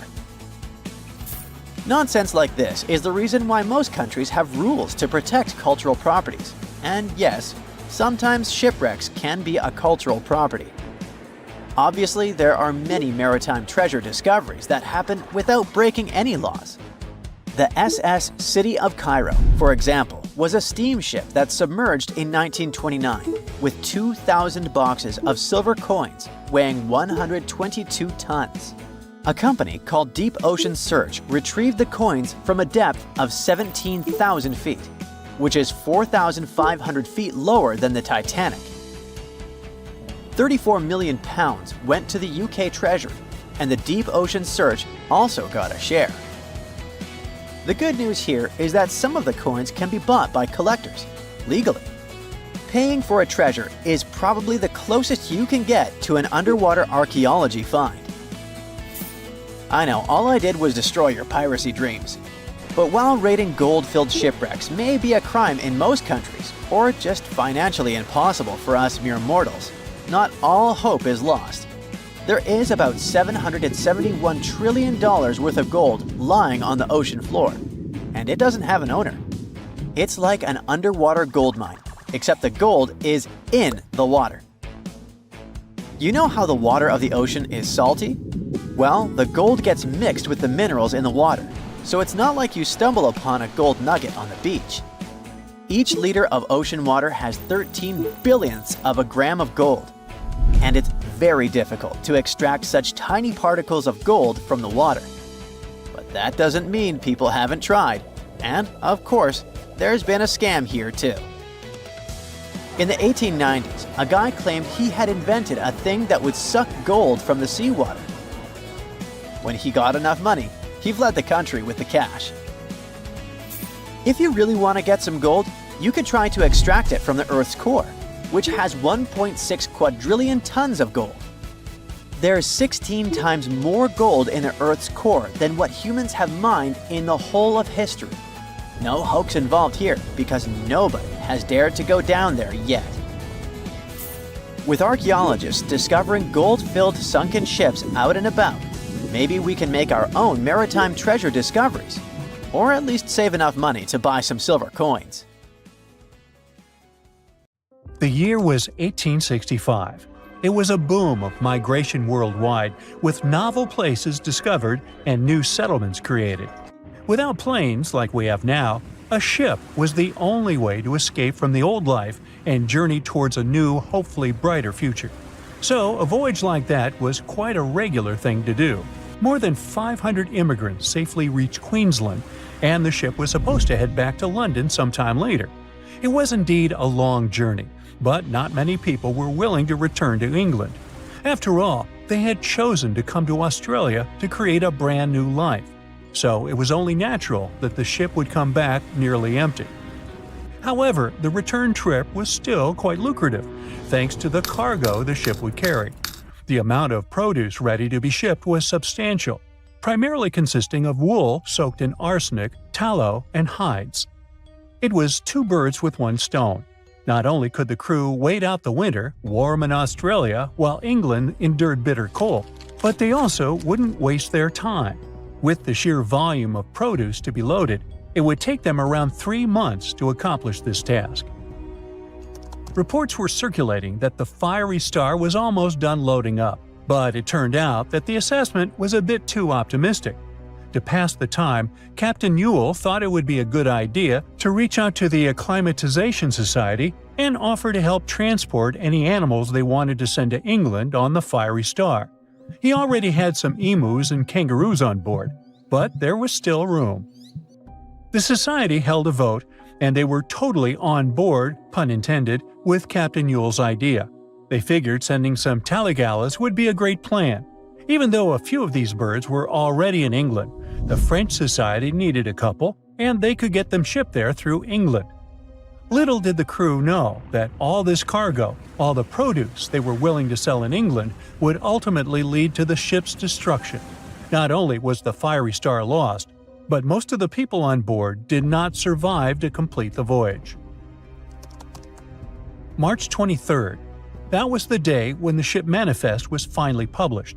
A manifest is a list that details the cargo, passengers, and crew of a ship, plane, or vehicle, primarily for customs officials.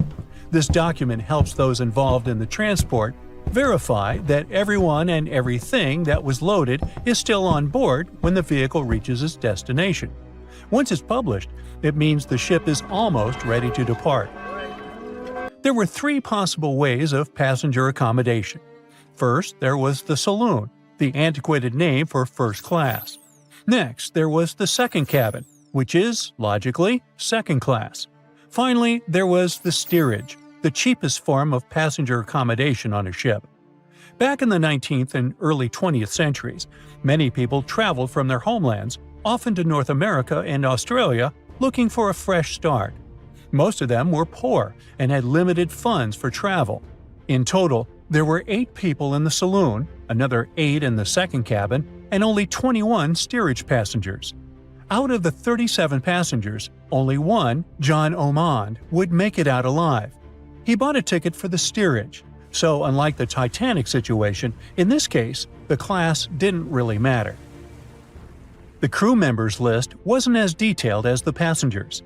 It was known that, in total, there were around 55 people in the crew, from able-bodied seamen to crew members simply called boys. But there's something telling me that the crew wasn't really that important for the captain. In reality, all that mattered to him was to make as much money as possible, shipping tons of dangerous, flammable cargo. Out of over 50 crew members, only 17 survived that voyage. But there was actually one more crew member who actually survived it all, just because they weren't let in. Sarah Johnson disguised herself as a man and planned to sneak onto the ship. However, something about her looks made the captain get suspicious, so he called the police and made Sarah leave the ship as he didn't want any immoral behavior to take place. Well, he saved her life. For him, it was the last voyage. The captain, W. Hunter Ewell, was quite a celebrity apparently. He already had a record of the safe landing of immigrants in the previous year, so there seemingly was no reason to worry. The trip promised to be safe. Clipper Fiery Star left Moreton Bay bound for London. The passengers took their places. The cargo had already been loaded. The full list is astonishing. In addition to all the wool, tallow, cotton, hides, and horns, there were also 6 cases of arrowroot and various other packages. And we can't forget the animals the captain took aboard too. The Fiery Star was far away, yet still observable to the east as it headed toward the Pacific Ocean. This was the last information available until May 26, when news of its destruction emerged from Brisbane. Chief Officer William Sargent's log reveals that the Fiery Star took 12 days to reach the southern tip of New Zealand, passing on April 11, 1865. The trip was going well until heavy seas ruined 2 longboats on April 17th. On this day, a strong odor of smoke alerted the captain. When he checked, he found the lower hold completely filled with smoke from a fire fueled by the ship's flammable cargo. The hatches were quickly closed to try to contain the flames, But by the next day, the heat and toxic smoke had forced passengers out of their cabins. George Maber was one of the lucky survivors.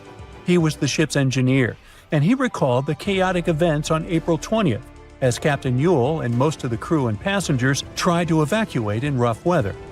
At around 6 p.m., the ship took on water, and without much warning, Captain Ewell, 4 crew members, and a few female passengers hopped into a lifeboat and headed out. The next boat, managed by the second mate, Mr. Adio, was a gig, followed by a crowded jolly boat. Lastly, there was a waste boat, which was barely seaworthy, with 2 men constantly bailing water to keep it afloat.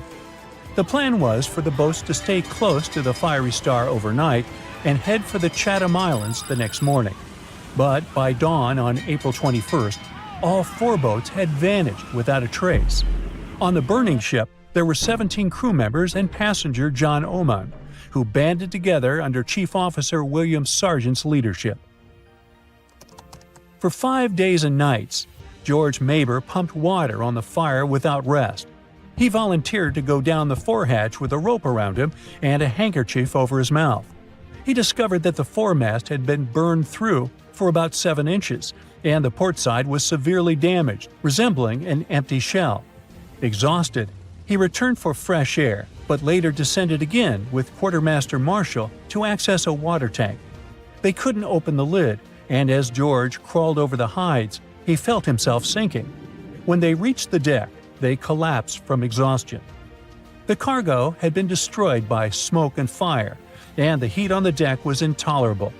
The crew survived on limited rations and caged chickens, using every spare piece of wood, including pigsties for the pumps.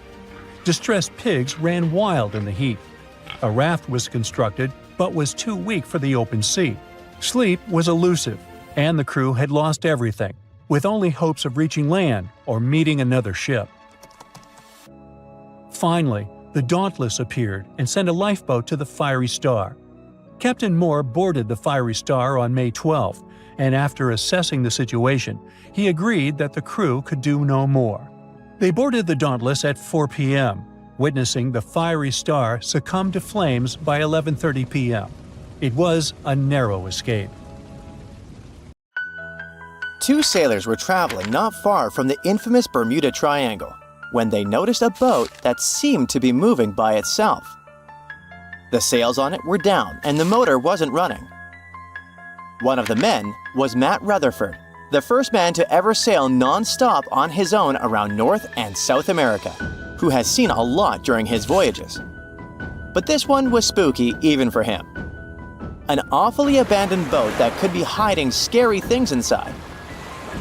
Rutherford still decided to approach and inspect the vessel to see if there was someone aboard who needed help. This story happened in 2013, but the sailors waited for 10 years before they published the footage. The ghost ship, which turned out to be named Wolfhound, looked like an upscale one, and it probably cost hundreds of thousands of dollars. It seemed like whoever abandoned it was leaving in a rush. There were clothes and other personal belongings all over the main cabin. Some parts of the ceiling had fallen and some drawers had popped open. Rutherford was afraid to open doors in cabins, so he carefully searched the boat step by step, and luckily found no people who would need help. The sailors decided to tow the ghost ship back to Bermuda. It wasn't easy because Wolfhound was bigger and heavier than their boat. After days at sea, the crew was running low on fuel and asked a passing freighter to stop and give them some gas. They kept pulling Wolfhound with just sail power until the tow line got wrapped around the rudder, and they realized they could get stranded in the Bermuda Triangle. So they had to abandon the ship. After another 23 days in the Atlantic, they finally reached Bermuda. As it turned out later, the mysterious ghost ship belonged to an Irish yacht club member. It got caught in a storm with waves that were 20 feet high and super strong winds, and couldn't continue its voyage. A Greek cargo ship rescued the crew, but they had to leave the ship. Rutherford and his crew found the yacht 9 weeks later. Wolfhound is one of more than 50 ships and 20 planes that disappeared in the Bermuda Triangle since the mid-19th century. The first ship, at least officially documented, was the USS Pickering. It departed from Delaware to the West Indies in 1800. There were 70 people aboard. No one ever heard anything from them ever since. And perhaps we'll never know what exactly happened to them and where the ship is now. The largest ship that has ever disappeared in this mysterious area is the USS Cyclops. In March 1918, carrying a crew of 306 people, the USS Cyclops left Barbados and headed home to Baltimore. It had tons of dense manganese ore on board, which was used in steelmaking. Something happened during its 9-day voyage when it was passing through the Bermuda Triangle. The last message from Cyclops said, "Weather fair, all well," and then it disappeared forever, without even an SOS signal. Another ship that the Bermuda Triangle supposedly took forever was the Cotopaxi in 1925. It was loaded with coal and had a crew of 32 people on board. Its trip was supposed to go from Charleston, South Carolina to Havana, Cuba, but something went wrong and the ship disappeared. Recently, scientists discovered that the Cotopaxi was lying at the bottom of the ocean about 35 miles from St. Augustine, Florida. Divers who like to go down to the wreck nicknamed this spot the Bear Wreck, but didn't realize they were exploring the remains of the Cotopaxi. One of them, Michael Barnett, was trying to identify the wreck for over 15 years. He carefully measured different parts of the shipwreck that survived underwater with his team. When they compared these measurements with old blueprints of the Cotopaxi, they saw that everything matched up perfectly. The size and position of the boilers were exactly as described in the blueprints. This helped them confirm that they had found the Cotopaxi, and it looks like there was nothing mysterious about its disappearance. It was a combo of bad maintenance, poor care, and rough weather. Many of the hatches used to access the cargo hold where the coal was stored were either broken or missing.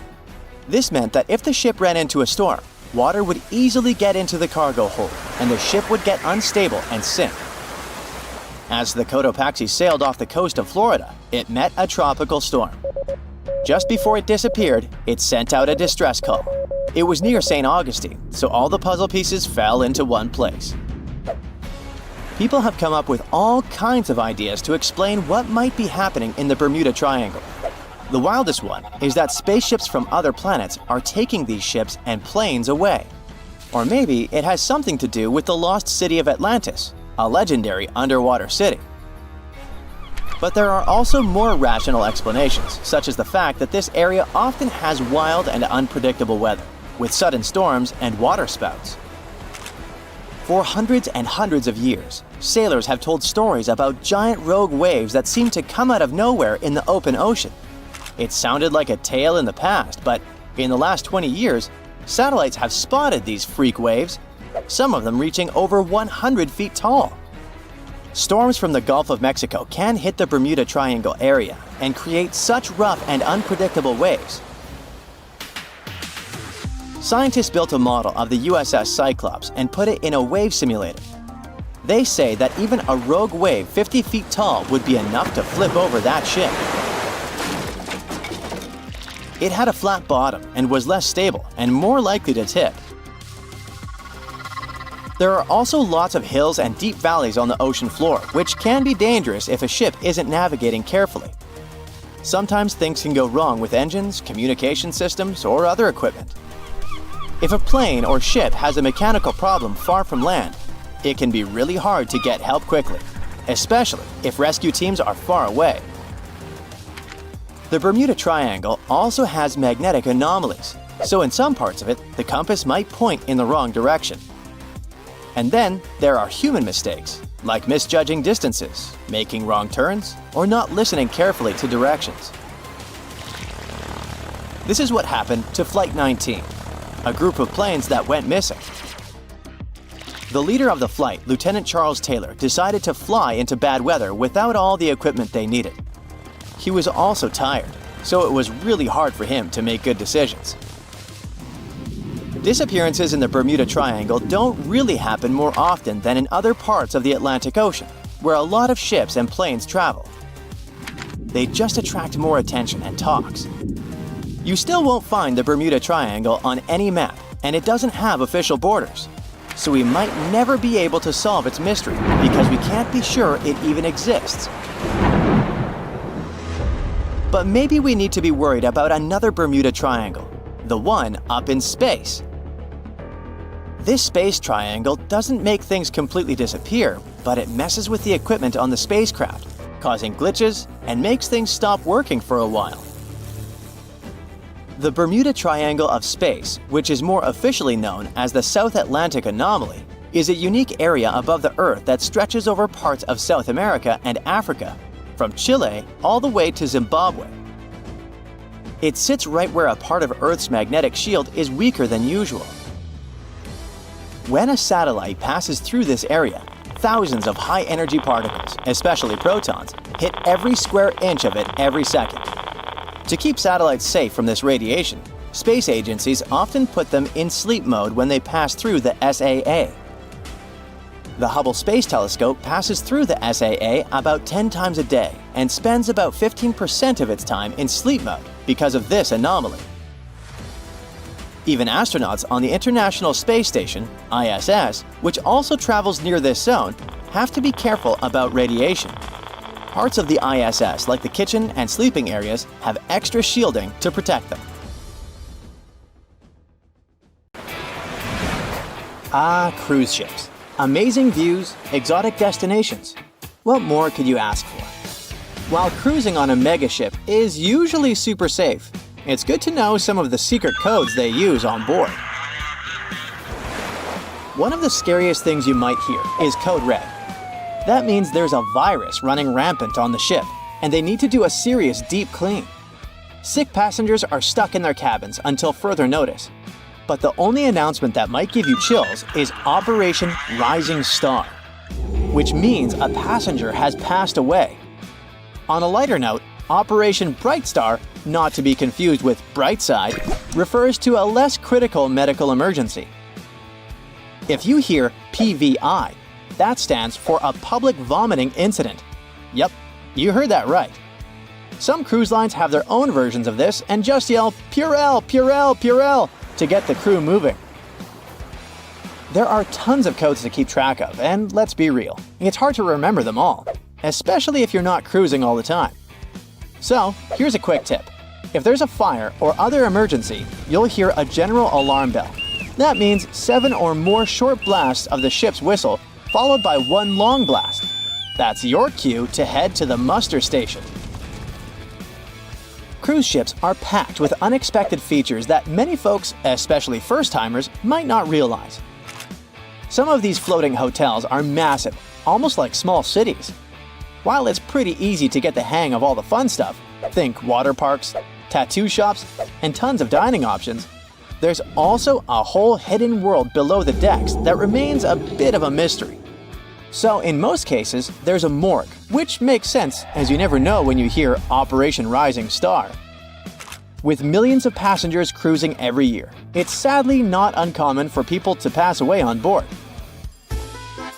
Because of this, many ships are equipped with a morgue and extra body bags just in case.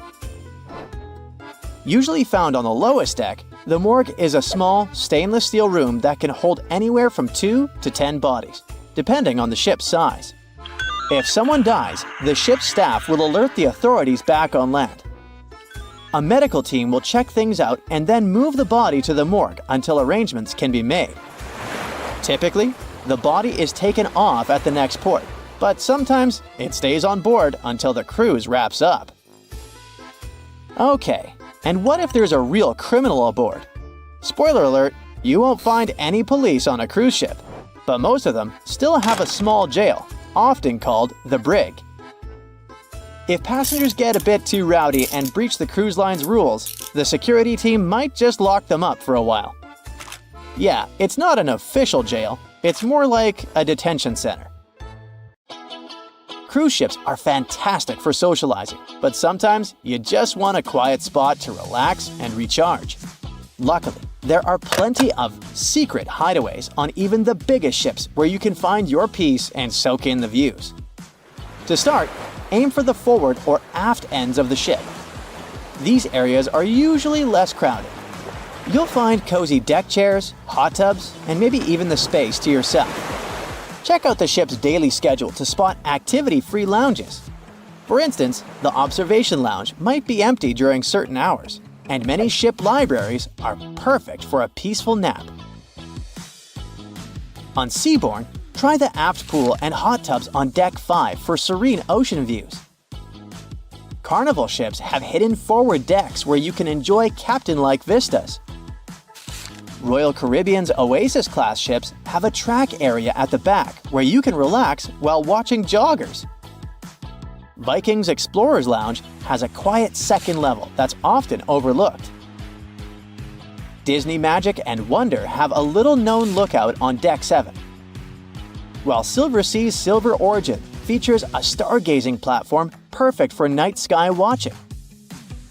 Royal Caribbean's helipads and Carnival's Deck 5 Lanai hot tubs are also great gems for some sunshine and tranquility. Now, when you think of pirates, images of Captain Jack Sparrow likely come to mind. Sure, there was media hype around Somali pirates, but are they still a problem? Not exactly. But even so, passengers on cruise ships traveling through high-risk areas near the Horn of Africa can be briefed on what to do if pirates attack. To keep things safe, outdoor activities must be shut down after dark. Cabin lights are better to be dimmed, and passengers are normally told to stay inside their rooms if warned of a potential attack. Despite this, the risk to cruise ships remains low. There's never been a successful attack on one. Anyway, experts admit that it's quite challenging to identify threats in these vast waters. While small pirate boats might be faster, larger cruise ships can usually outrun them and have structural features that resist boarding attempts. Measures like razor wire and fire hoses are among the defenses cruise lines employ to keep passengers safe. Though cruise lines stay tight-lipped about their specific strategies, ensuring passenger safety remains their top priority. Also, when you board your cruise ship, there are some key terms you should know about the layout. The front is called the forward, and the back is the aft. You'll find staterooms on both sides and in between, each with its own perks. Forward staterooms offer fantastic views, letting you enjoy the scenery just like the captain at the bridge as you sail into port. These rooms often have a bit more space thanks to the ship's angled shape. However, keep in mind that they experience more motion from winds and waves, which some cruisers love. While forward verandas are rare and can be windswept, the ocean view staterooms here often feature bigger windows for amazing vistas. On the flip side, aft staterooms provide stunning views of the ship's wake and great sights as you leave port. These rooms also typically have larger verandas, sometimes L-shaped, perfect for relaxing. Many dining options are also found towards the aft, making mealtime convenient. Just know that these rooms can be a bit further from elevators, requiring some extra walking. Don't forget to check the ship's deck plan before booking. If noise is a concern, avoid staterooms near busy areas. And finally, higher decks are usually pricier but offer better views and access to pool decks. Hey, you know how I-95 is one of the most crowded highways in the US? Well, there's also an I-95 on cruise ships, but it's just a hallway. This I-95 is down on Deck 0, and that's where the crew is hustling away under your feet. It's the crew's lifeline, where they do their laundry, hit up the nurse if needed, transfer your luggage, and sneak back into their tiny cabins for a breather. Now, if you romanticize working on a ship, let me try to talk you out of it, especially if you're into food. You won't be treated for leftover stuff. These are just rumors circulating online. It's true that the food isn't as luxurious as for passengers, but it's still quite okay. And if someone from the crew wants to treat themselves to something special, they can make a trip to a grocery store at a port to stock up on their favorite snacks to enjoy in their cabins. Yep, the crew members literally live on a ship. Their rooms are tiny and don't even have windows. Picture a bunk bed crammed into a space where the top bunk is so close to the ceiling, you end up bumping your head every morning. They have a tiny closet and just 2 drawers, which means you can only fit a couple of outfits. And what about bathrooms, you may ask? They're so cramped, you could sit on the toilet, take a shower, and brush your teeth all at the same time if you really wanted to. As for sleep, they don't really sleep at night. Instead, they catch cat naps throughout the day. It's tough to squeeze in a full night's sleep when shifts can last over 12 hours, and any free time usually goes to traveling, eating, or partying. If we're happy enough finding a few bucks we forgot about in our pockets, just imagine stumbling across $13 million in a place you'd never expect. That's exactly what happened to a group of diamond miners working in the Namibian desert. In 2008, they found this incredible treasure inside a shipwreck that happened over 500 years ago, and the story behind this abandoned vessel is packed with mysteries. It all started back in 1533, when the Portuguese built this special trading ship. This model was believed to be a part of a newer class of vessels that were bigger, more efficient, and tougher than the ones that came before. Portugal really needed that, since they were dominating trade all over the seas at the time. So the main purpose of this ship was to support those long-distance expeditions during this super prosperous era. On March 7th, the Portuguese decided to test their impressive new ship, and on that fresh spring day, big vessels sailed down the Tagus River and out into the Atlantic, with flags flying and colorful fabrics draping from their tall masts. Off they went, leaving Lisbon, the capital of Portugal, and heading for Western India. At least, that's what researchers think, since this was a pretty common route for them back then. Most of the time, the Portuguese were after spices. In the early 1500s, it was pretty hard to find things like cinnamon, ginger, cloves, black pepper, and turmeric in Europe, so they had to go to India for them. Unfortunately, one of the ships never made it to its final destination. In fact, to the despair of the Portuguese court, this vessel completely vanished, leaving no sign of a shipwreck. And none of the roughly 300 people on board were ever found. Could they have strayed so far off course that they ended up in the Americas or on some island along the way? Well, anything was possible, and the ship, along with the mystery of its disappearance, became legendary. Fast forward over 500 years to 2008. Diamond miners were doing their thing on a coast near Oranjemund when they started finding some strange stuff while digging, like pieces of metal, wood, and even odd objects that looked like bronze pipes. That was definitely strange, so they called an archaeologist to figure out what was going on. When the archaeologist arrived, he noticed all sorts of strange bits and old pieces scattered around. Little by little, he began to identify those things. First, elephant tusks. Then a 500-year-old artillery piece.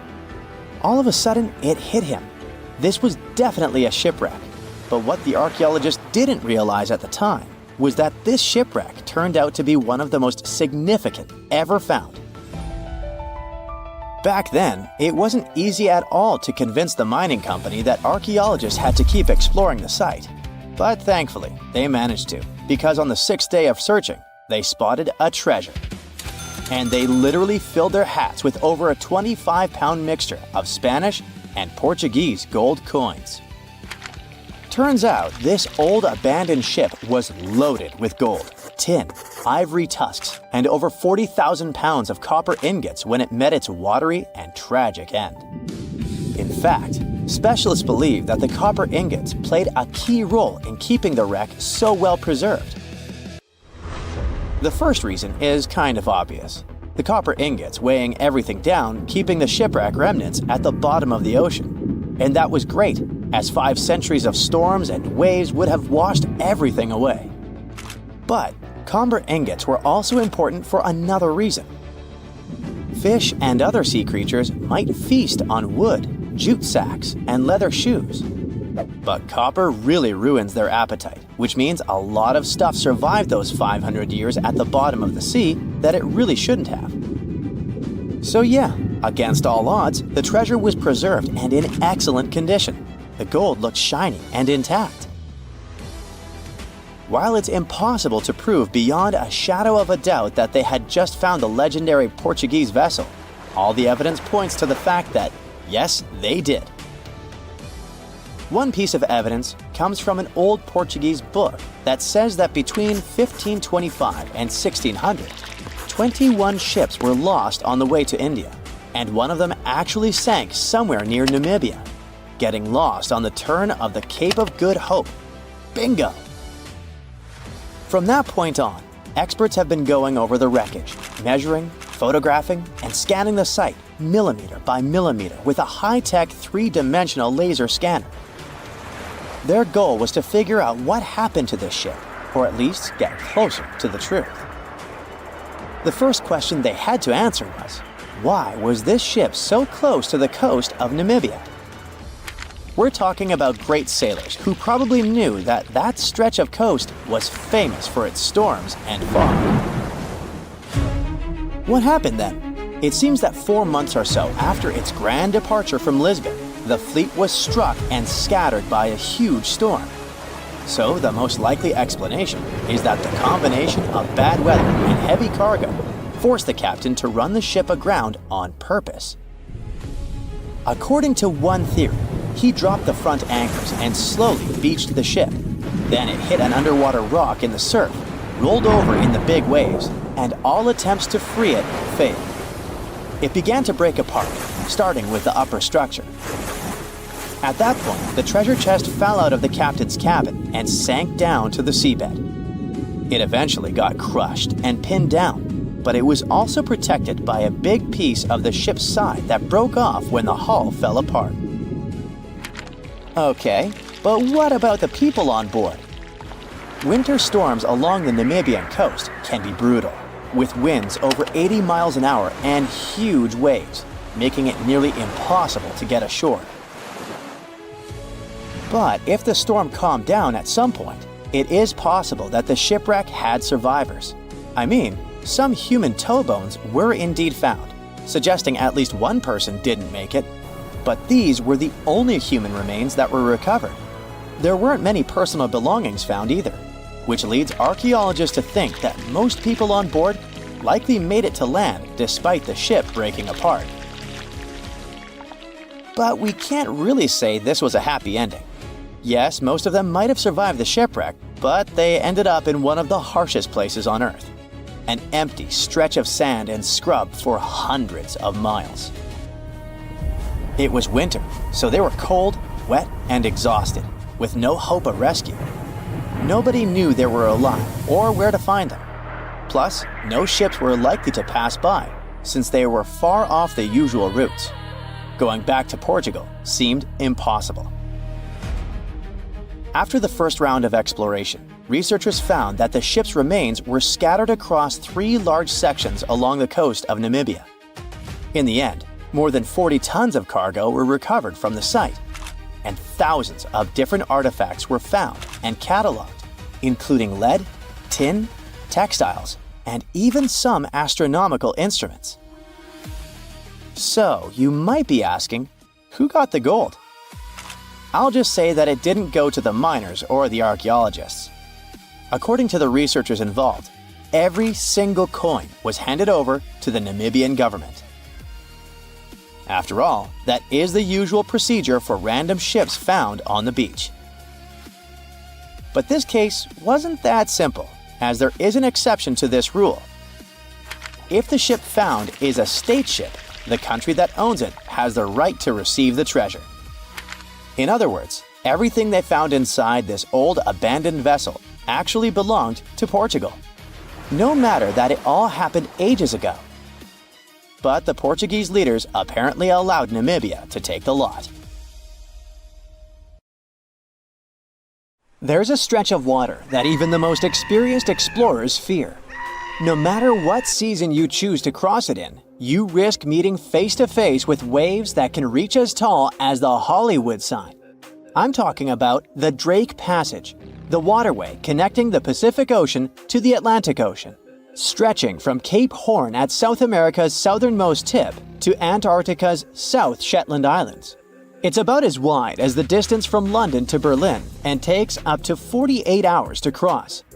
Some sailors compare getting on the other side to going to the moon. That's how challenging it is. Even the man who discovered it, Sir Francis Drake, never sailed these waters because they seemed too dangerous to him and opted for a calmer, although longer, Strait of Magellan. The passage took the lives of around 20,000 sailors and over 800 ships. Tourists who want to see Antarctica cross the Drake Passage on a regular basis, although it's still often called the world's most terrifying ocean crossing. The Antarctic Peninsula, where travelers go, isn't really part of Antarctica itself. It sticks out and points towards South America like two fingers almost touching it.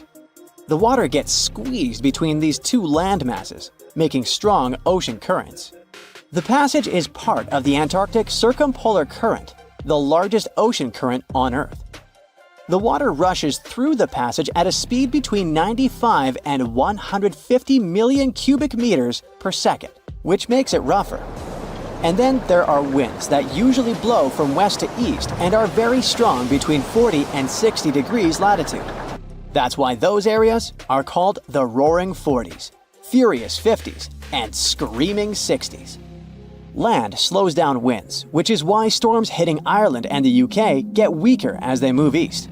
But Drake's latitude is the only place where winds can blow all around the Earth without being stopped by land. So they keep getting faster.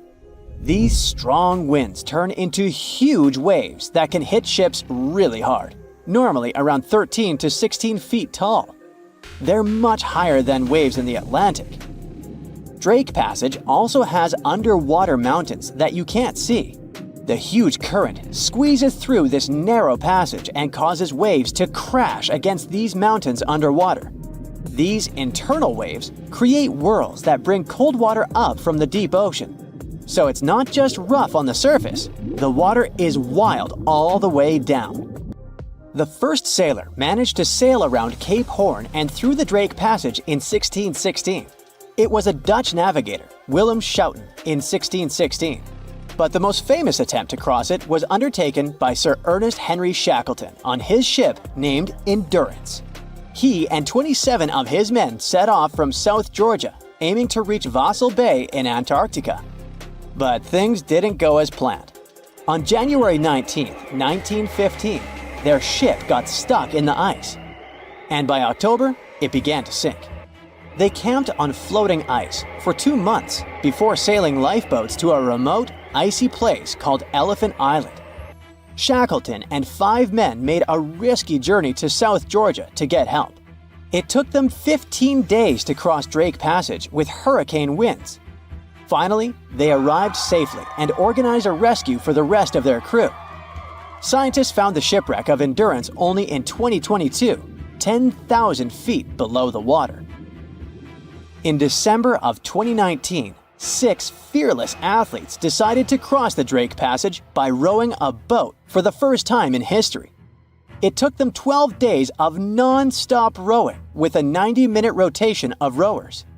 They managed to do it, and it was probably the hardest possible way to cross the passage. The athletes mentioned it was cold, wet, and dirty, and the waves hit them like walls. The weather in the Drake Passage changes a lot, but ship captains can always see it coming and change their path. They will move the departure time to have a safety margin and not to get stuck in the middle of the passage in the worst possible conditions. Sometimes, the journey will be smooth and calm, and they call it Drake Lake. Other times, people on the ship will feel rough waves, which is called Drake Shake. Some experienced captains who often cross the passage say that the Drake Lake effect happens once in every 10 crossings, and they see the Drake Shake once or twice in every 10 journeys. A schooner or a kayak will probably not survive the journey among giant waves, but modest vessels and cruise ships have sturdy hulls and advanced stabilizing mechanisms. So, the journey isn't that dangerous anymore, but still, it's quite an adventure, especially if you're seasick. If you don't feel like risking it but want to travel from the Pacific Ocean to the Atlantic Ocean by water the fast way, the Panama Canal is waiting for you. People first started thinking about making a water path across Panama in the 16th century. Back then, a Spanish explorer found out that only a thin piece of land separated the two oceans. But it seemed impossible to build it because of the mountains and thick jungle, so the idea had to wait a couple of centuries. Finally, in 1880, France, led by the man who built the Suez Canal in Egypt, tried to make the canal. But the people who started the construction soon found out it was much harder than it looked on a map. The land in Panama was one of the toughest and most dangerous places to dig a big waterway. Workers had to literally move huge mountains in a jungle full of snakes, where it was really hot and rainy. During the wet season, heavy rain turned rivers into wild rapids and soaked the workers. Sometimes, they didn't see the sun for 2 weeks, and their clothes stayed wet all the time. Big rocks were falling, and tiny mosquitoes that carried malaria made people very sick. And then, an earthquake happened on top of everything. They were losing thousands of people. That's why France decided to abandon the project after 7 years. Then, the United States bought the French assets in the canal zone and finished it by 1914. It cost the US around $375 million. The 50-mile-long passage of water saves ships traveling between New York and San Francisco 7,872 miles. Around 14,000 ships use it every year and pay around $1.8 million in tolls. So it looks like it all paid off. Another challenging waterway in this part of the world is the Amazon River. It's around 4,300 miles long and flows through 3 countries with over 30 million people living in its basin. But there isn't a single bridge across it. The river has many marshes and soft soils, so engineers would need to build very long bridges and very deep foundations, which costs a lot of money. Building bridges over deep water is tough, but in other places in the world, engineers can use things like floating platforms to help. The river's path and water levels change a lot during the year. During the dry season from June to November, the river is usually 2 to 6 miles wide. But in the wet season from December to April, the river can become as wide as 30 miles. And the water level can rise by 50 feet. That's why they can't build floating bridges or pontoons. The riverbanks are made of soft dirt that moves and erodes with the seasons, and it makes things even harder. It would have to be an absolutely unique project to overcome all these challenges. Luckily, there's no pressing need for a bridge across the Amazon right now. The river mostly goes through areas that are sparsely populated, so there aren't so many major roads to be connected by bridges. A ship is traveling across the Atlantic Ocean when a storm starts. At first, the situation doesn't seem to be very bad, but soon, people on board the ship realize that the storm is intensifying. Waves are huge, and nothing can save the ship. It's starting to sink. On board, there's only one lifeboat. Sadly, it can only hold one person. The captain is in a terrible situation. He needs to decide which passenger can be given a chance to survive. Besides the captain, there are 8 people on board. Some of them seem to be lovely. Others look like villains. But you might not know the truth until it's too late. The first passenger is Alex, a 28-year-old talented artist. He's just had his first international exhibition and is boasting about that left and right. He claims to dream of inspiring the world with his art, but did I mention it's his shy twin brother who painted those masterpieces? And Alex just steals his shine? Next is 23-year-old Maria, who's 8 months pregnant. She's quite spoiled, often behaves unreasonably, and treats the staff on board badly. She's traveling home to her husband, but little does he know that the kid is not his, but his best friend's. And she's been cheating on him since forever. Though we can't let this innocent soul perish, can we? Despite his untidy appearance, this 65-year-old scientist, Professor Marcus, is a leading researcher in the field of gene therapy. He's working on a breakthrough that could save millions of lives, but there are skeletons in his closet too. It's been 15 years since anyone saw his wife, Judith. Does Marcus's scientific progress have something to do with the mysterious disappearance of his wife? Dr. Anna is 34 years old. She's a surgeon who's saved hundreds of lives during natural disasters. She succeeded as a doctor, but failed as a parent. Her 3 daughters live with their dad and don't want to hear anything about their mother. 78-year-old Teresa is a widow whose family gave up on her because of her bad temper. She's traveling for the last time in her life to visit her late husband's grave. A little boy, Mark, is just 7 years old, but his unruly character has caused a lot of arguments between the other passengers. He's traveling alone since his parents are supposed to meet him on the shore. This brat's parents are too busy working, so he gets more and more uncontrollable. Who knows what he'll be capable of doing in 10 years or so? A robot android, Alpha 3, is also on board the ship. It has an artificial intelligence created to assist in expeditions. It can also control the ship in emergency cases. And the last passenger is Emily. This beautiful and charming woman is 30 years old. She lives off of powerful old rich men and has enough money to burn. She hasn't worked a single day in her entire life and just travels the world. To make his choice, the captain invites each of the passengers to listen to their stories. He asks each of them just one question. Why would you be the one to survive? Alex says, "You see, my art can inspire and change the world. Looking at my works, they help people see the beauty of life, especially during difficult times. I must continue living. I have so much to show through my paintings." Maria answers, "Can't you see that a new life is growing inside my body? It's me and my unborn kid who must survive. We risk losing a talented doctor or an artist in the future. It's not just my life we're talking about." Professor Marcus says, "My work is not finished yet. It might save thousands of lives. I'm close to a breakthrough and I need to live to make it." Dr. Anna says, "My hands save lives. I have proven many times that I can do the impossible in extreme conditions. The world can't lose my skills and knowledge." The elderly woman begs, "Please, you must understand me. I might have lived a long life, but I want to see my husband's grave." Mark says, "I'm still a kid. My parents are waiting for me at home. I want to hug my mom and dad." Alpha 3 states that it was created to serve and help people. Its ability to analyze situations and make rational decisions in a crisis can be used to prevent future disasters.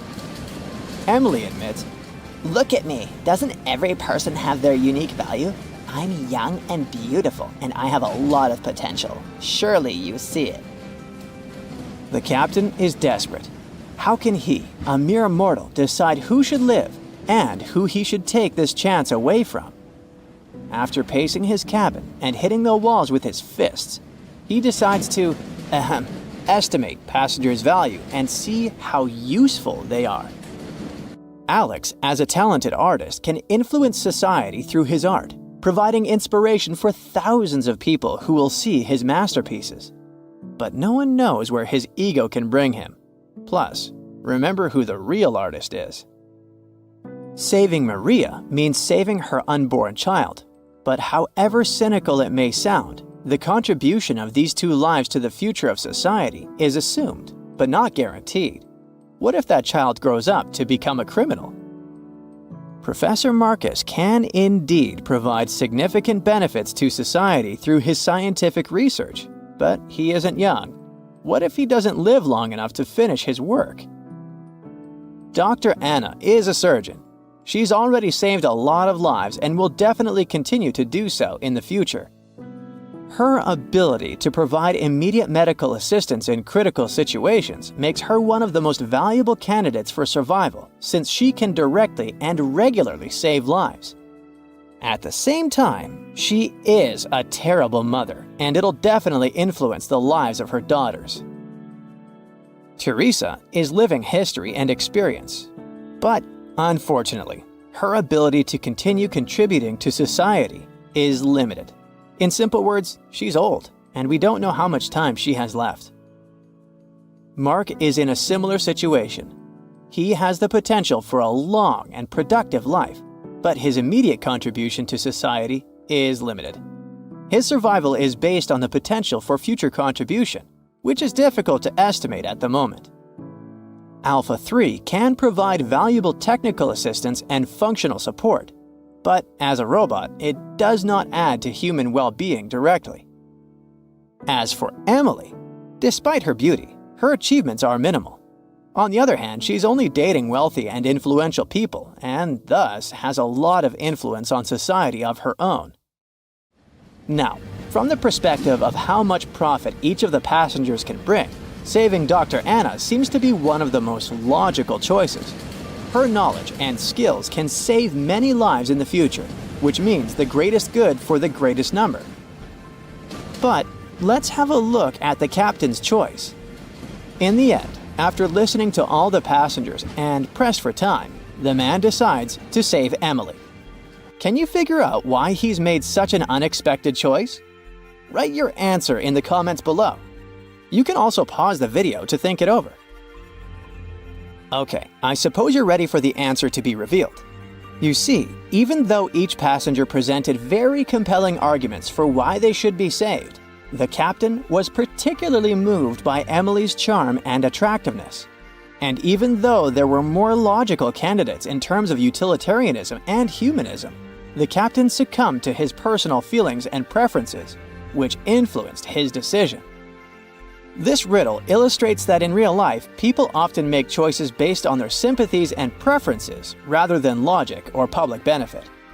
This is because emotions and personal relationships can have a strong influence on our perception of situations and decision-making. Here's a real-life example. HR managers tend to choose candidates they like or share common interests with, and it doesn't matter that other candidates might have more suitable skills or experience. This phenomenon is known as the similarity effect. Now, I've got an important question for you. Which passenger would you save? Share your choice in the comments. But I'd like to remind you that there is no correct answer.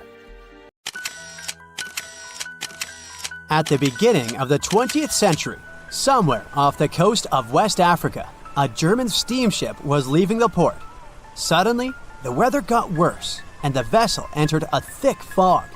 The sailors ran aground on a sandbank close to the shore. Luckily, no one was hurt, and they were even able to save their precious cargo.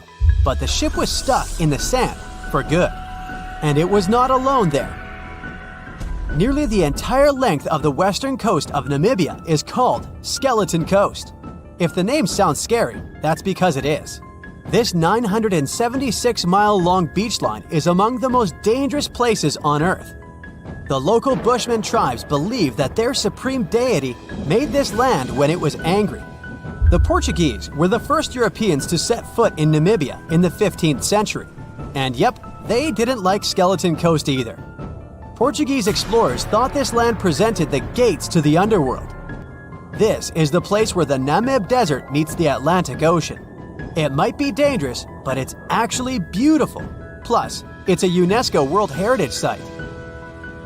If Skeleton Coast had a PR manager, they would quit on the first day on the job. The area is not exactly tourist-friendly because of its geography and history. Beneath the sand and the waves, there is a secret ocean currently lurking for unsuspecting sailors. It's called Benguela Current. It flows towards the north along the coast of southern Africa. This part of the Atlantic is rich in marine life, but the current's land neighbor isn't that happy with the deal. This arid climate created the Namib Desert, one of the driest regions on Earth. And that marine life I just mentioned? It's sharks. 11 species of them to be exact. And yes, the great white decides to pop by once in a while. So far, we've got a desert landscape, strong currents, and sharks. Not a place for a beachside resort, definitely. But if someone ends up on Skeleton Coast, will they know they're in danger?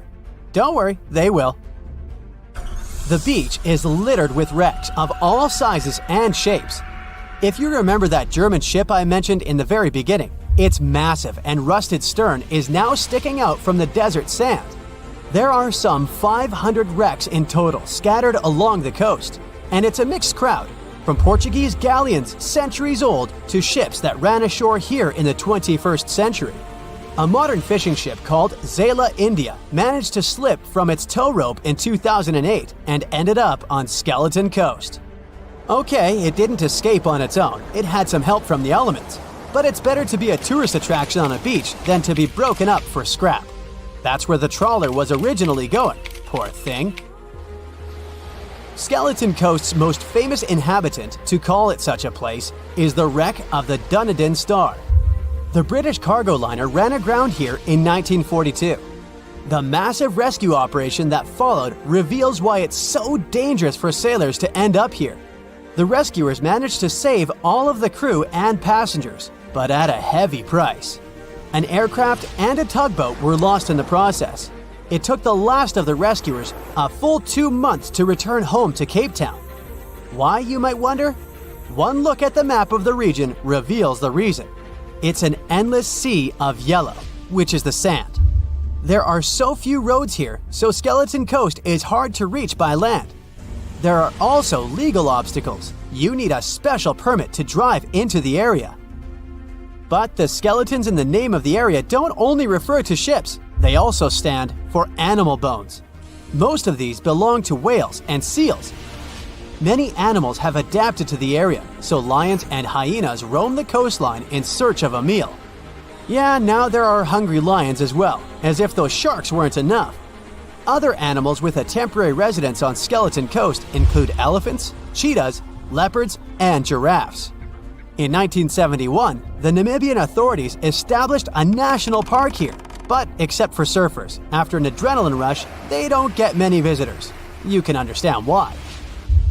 The Namib Desert is the oldest desert in the world, and it's not very tourist-friendly either. Those who travel to the region should pack sunscreen and a warm winter jacket. A weird combo, right? Well, not so much when you think that during the day, temperatures soar over 110 degrees Fahrenheit. At night, the air temperature drops below freezing. What a climate roller coaster! And that's not the final danger. Yep, there's more. Remember how that German ship got lost in thick fog? Yeah, it wasn't a one-off event. Because of the region's climate, fog shows up frequently. Sailors should cover their ears now, but this fog is actually good for wildlife. This is their only source of water in the Namib Desert. Reptiles and mammals have adapted to the harsh climate. They use as little water as possible.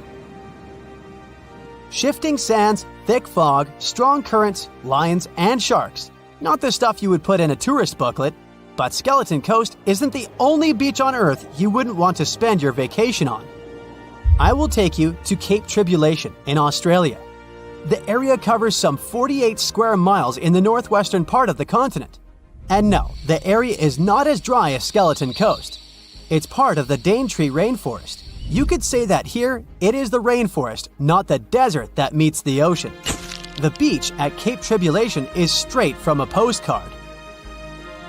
But looks can be deceiving. Australia? Probably sharks. No, crocodiles are out here to get you if you decide to go for a dip in the sea. There are saltwater crocodiles that the locals call salties. Well, that's a cute nickname for such a dangerous reptile. And it's not just that. The wildlife seems to have a beef with visitors. From October to June, the waters around Cape Tribulation are full of box jellyfish.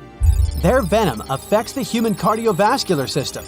When touched by a jellyfish out at sea, swimmers won't have enough time to reach land for help.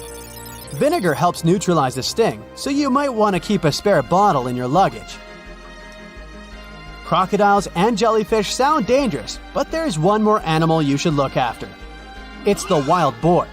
It might sound funny, but you won't laugh when you're being chased by one of these across the beach. 21 million wild boars live in Australia. They're mostly active at night, making it even more dangerous if they charge at you. The best defense is running in circles. Wild boars can't cut corners well. That's probably why we don't see many of them taking up careers as race drivers.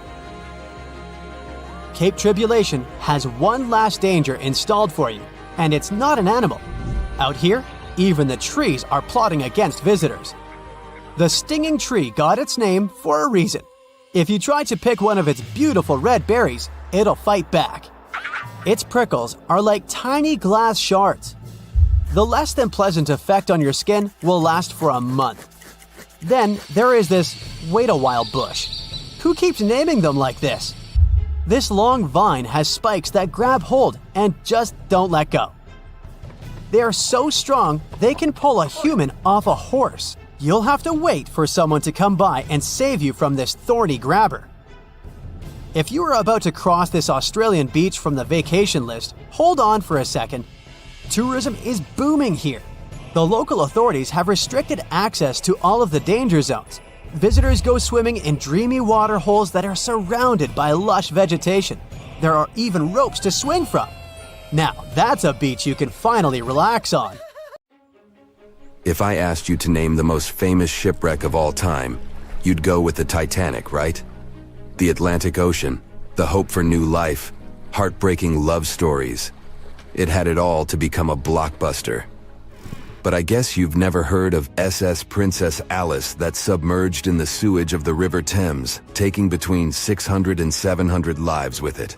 Life in 19th century Victorian London wasn't easy, especially for working class folks. Affordable public transport and bank holidays made it a bit easier. The people could escape to the coast on a train or pleasure boat, even if it was just for a day. Sheerness on the Isle of Sheppey in Kent started as a fort under Henry VIII and then grew into a bustling town with a dockyard. When they added a railway station in 1863, it became a prime destination for day trippers and holidaymakers. Seaside promenades, charming piers, and a whole bunch of fun stuff to do by the sea. It had it all. A bit inland along the River Thames, you had the Rocherville Gardens. These gardens had archery lawns, bowls, mazes, lakes, cliff walks, and even a floral bazaar. Plus, there was an aviary, a bear pit, and a skeleton of a lost whale that had taken a wrong turn in the Thames. Londoners of the late 19th century could hop on a train or cruise along the Thames by boat, and both options were pretty popular. But on the 3rd of September, 1878, way more people than usual opted for the boat. They chose it over the railroad after a passenger train had collided with goods wagons in Kent, taking the lives of 5 people. The river felt like a safer way to go. One of the ships available for the trip was the SS Princess Alice. The paddle steamer was first launched in 1865 on the west coast of Scotland. Its original name was the Bute, and it was used as a ferry for the passengers of the Wemyss Bay Railway Company. A couple of years later, it was sold and renamed after Queen Victoria's 3rd child. Then, it was sold again and got the nickname the Shah's Boat, as it transported the Shah of Persia up the Thames to Greenwich in 1873. The ship had gone through several alterations in its lifetime. It got new boilers and watertight bulkheads. The Board of Trade had inspected it and marked it safe. In the year of its final voyage, it was officially allowed to carry up to 936 passengers between London and Gravesend in calm water. On the day of the tragedy, Princess Alice was on what was called a moonlight trip downstream from Swan Pier near London Bridge to Sheerness, Kent and back. The trip wasn't expensive, so most of the passengers were from the working class. There was also a musical band aboard to keep the spirits up. The 3rd of September was a bright day, and many families were happy they could catch some final summer sun rays and enjoy fresh sea air. The then owner of the ship, the London Steamboat Company, had several vessels working on the route. The passengers were free to hop on and off different ships. At around 6:30 p.m., after a beautiful day in the open, the SS Princess Alice headed back to Swan Pier. No one kept official lists of passengers, so we'll never know exactly how many people were on board that evening. But they say the steamer was close to its full capacity. As it got darker and cooler, many families decided to stay inside the saloon or in their cabins below. Some stories from the steamer sound like fate. The captain of Princess Alice let his steerer stay at Gravesend and replaced him with one of the passengers. John Ayres was a sailor but had little experience at the Thames or with a vessel like Princess Alice. Alfred Thomas Merriman, a chef from East London, had been offered to work on the steamer at the last moment. He was 30 years old and a father of 4, so he couldn't say no to extra money. At around 7:40 p.m., he was standing on the deck by the saloon door. By that time, Princess Alice had passed Tripcock Point and entered Galleon's Reach. The passengers could see the North Woolwich Pier in the distance. Many of them planned to disembark at that stop. And that's when Merriman noticed a huge ship carrying coal.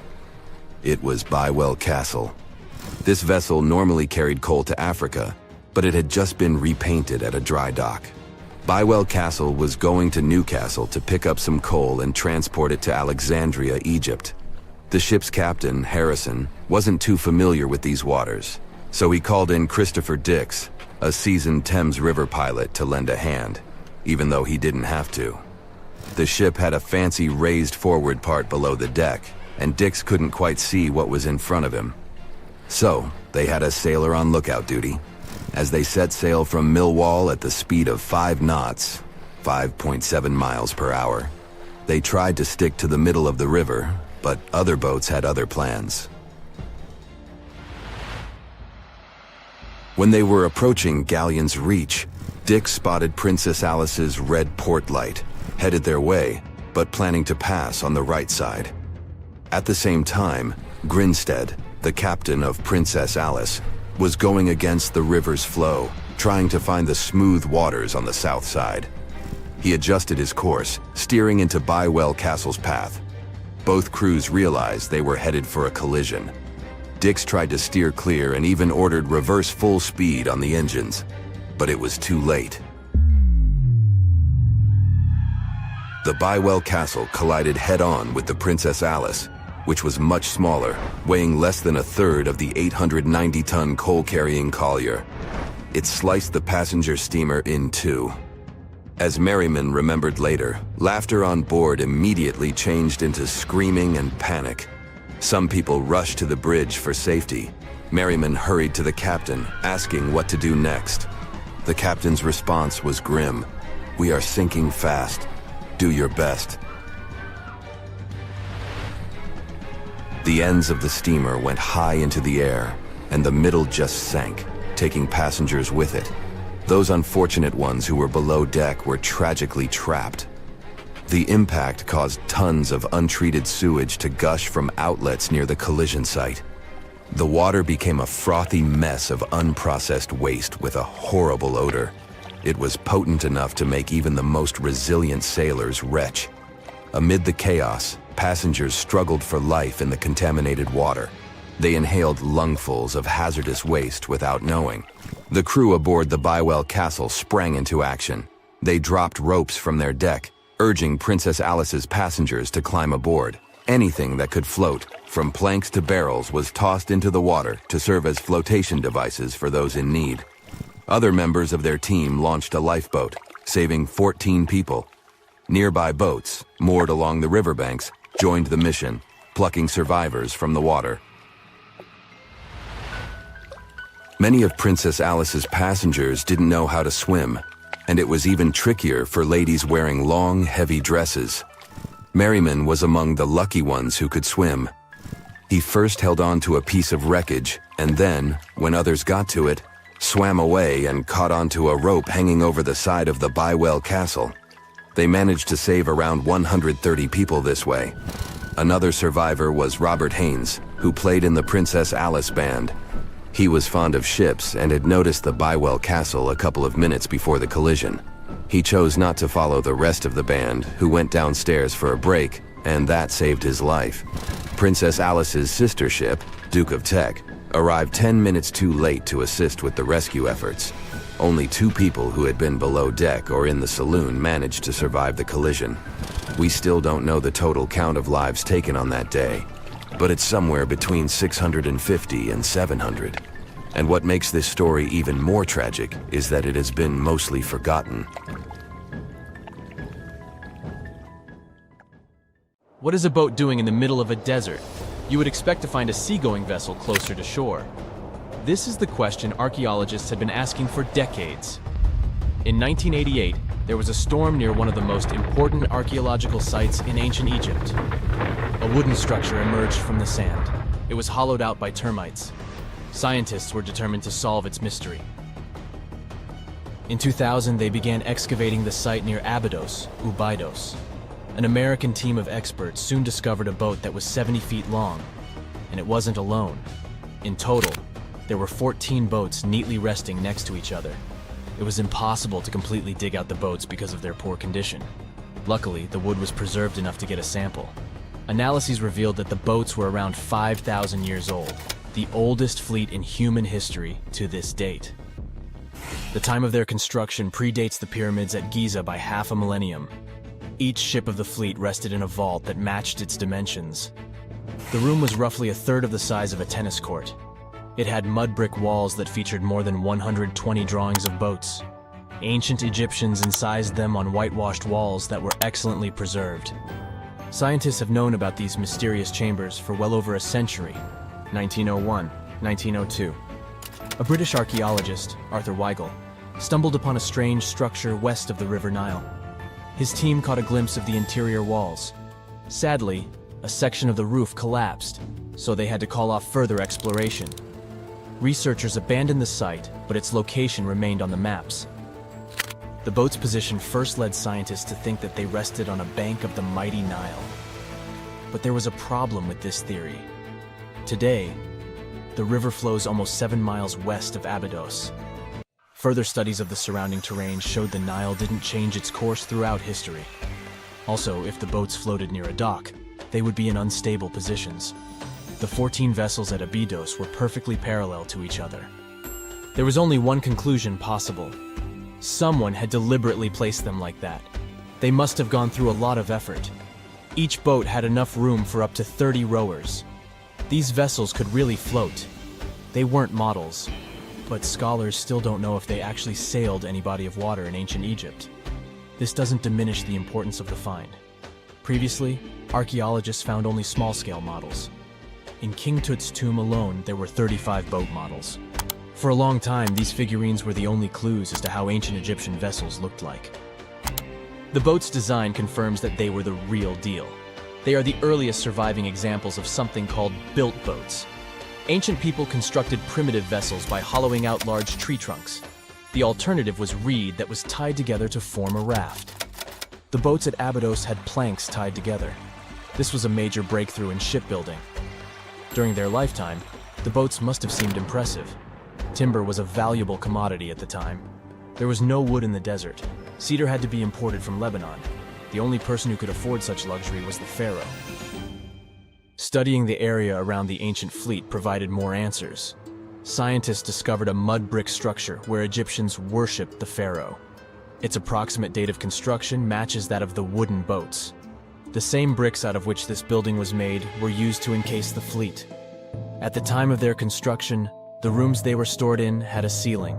That's the section that archaeologists stumbled upon in the early 20th century. Just like mummies and coffins, these marvelous ships rested inside splendid vaults. The exterior of these rooms was also impressive. The outer walls originally had a plaster of white limestone. It reflected sunlight. In the desert sun, the structure housing the boats must have shone from miles away. Ancient Egyptian builders used the same technique to cover the pyramids 500 years later. Today, their surface looks jagged, but it wasn't always like this. When they were constructed, the pyramids had a top layer of fine white limestone. Their surface was smooth and it gleamed in the sunlight. Instead of stairs, the outer layer of the pyramids was more of a sleek ramp. Archaeologists were left with one final question. Which pharaoh owned the fleet? The answer lay just a mile from the site. This is where the tomb of a pharaoh from the 5th dynasty rested, King Senwosret III. Its time and style of construction matched the ones of the chambers with boats. The very end of his rule might explain how the boats ended up in the middle of the desert. The pharaoh probably passed away in northern Egypt. Then his body was transported down the Nile to Abydos in a marvelous procession of decorated boats. The vessels were later lowered to chambers near the final resting place of their owner.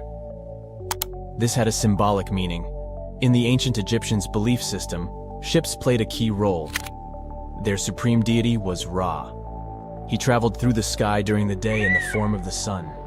At nighttime, he sailed through the netherworld in a solar boat. The pharaoh identified himself with Ra. That's why he needed boats in the afterlife. That was the only way to regenerate himself, just as the sun rises every day above the horizon. This belief existed for thousands of years. The more famous Pharaoh Khufu also had a ship. Scientists found it in 1954 next to his pyramid at Giza. It is some 4 centuries younger than the fleet at Abydos, but Khufu's ship was almost 2 times longer. The Great Pyramid of Giza and King Tut's tomb are some of the most famous archaeological finds in Egypt. But there are many more secrets hiding beneath the endless sands of the Sahara Desert. Recently, 2020, archaeologists found a lost city there. They have labeled it as the most important discovery since King Tut's tomb, 1922. The city of Aten is some 3,000 years old. Historians hope it will give them a unique insight into the everyday life of ancient Egyptians. The famous archaeologist and Egyptologist Zahi Hawass proclaimed the site a lost golden city.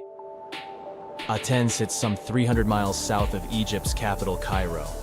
It is close to the famous Valley of the Kings. Archaeologists first found sections of mud brick walls that spread out in all directions. They discovered complete rooms with tools of everyday life inside. The research team unearthed a bakery, a residential neighborhood, and an administrative district. They all date back to the time when the Egyptian civilization was the wealthiest in its long history. They were also the first to make objects from iron. In 1911, scientists found a set of iron beads near a village in Lower Egypt, El Girza. These are the earliest known iron artifacts. The discovery is literally out of this world. Ancient people made them by beating into shape a piece of a meteorite. The 9 beads were once part of an ornate necklace. They are now blackened and corroded, which is perfectly normal for a piece of jewelry that is over 5,000 years old. They consist of an iron-nickel alloy. Researchers were impressed by the skill of ancient jewelers who processed the beads. Their craftsmanship is more impressive when you think that they didn't know the stellar origins of the material. The Great Pyramid of Giza also has a remarkable feature.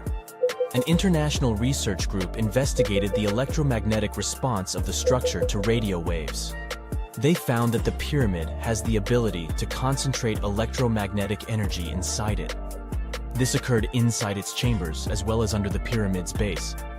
It contains an underground, unfinished chamber.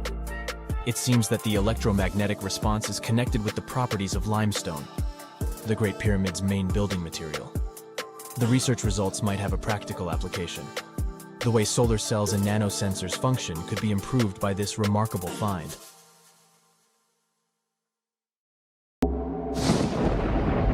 There's a ship drifting somewhere in the ocean without a crew. The last time someone saw it was over 50 years ago. Its story reminds of that of the Flying Dutchman, a ship that's bound to sail forever and bring disaster to whoever sees it at sea. At least the legend says so.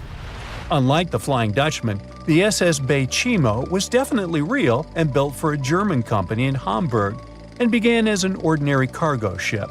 It was trading supplies between Hamburg and Sweden in the Baltic Sea starting from 1914. It had a strong steam engine and a hull made of steel. A few years later, it became British property. Then, in the 1920s, a Canadian company purchased it for around $18,000, a huge amount of money back then. The new owner, the Hudson's Bay Company, was actively using the ship for several years. They would often send it on voyages from its home port in Scotland to Siberia, Alaska, the Yukon, and the Northwest Territories. It also passed through the Panama Canal and even the Suez Canal, with fur pelts for sale on board.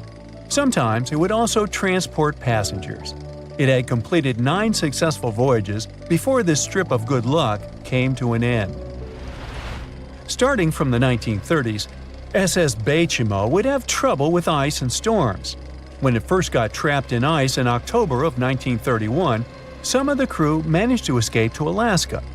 15 of 22 sailors decided to stay with their vessel and try to save it.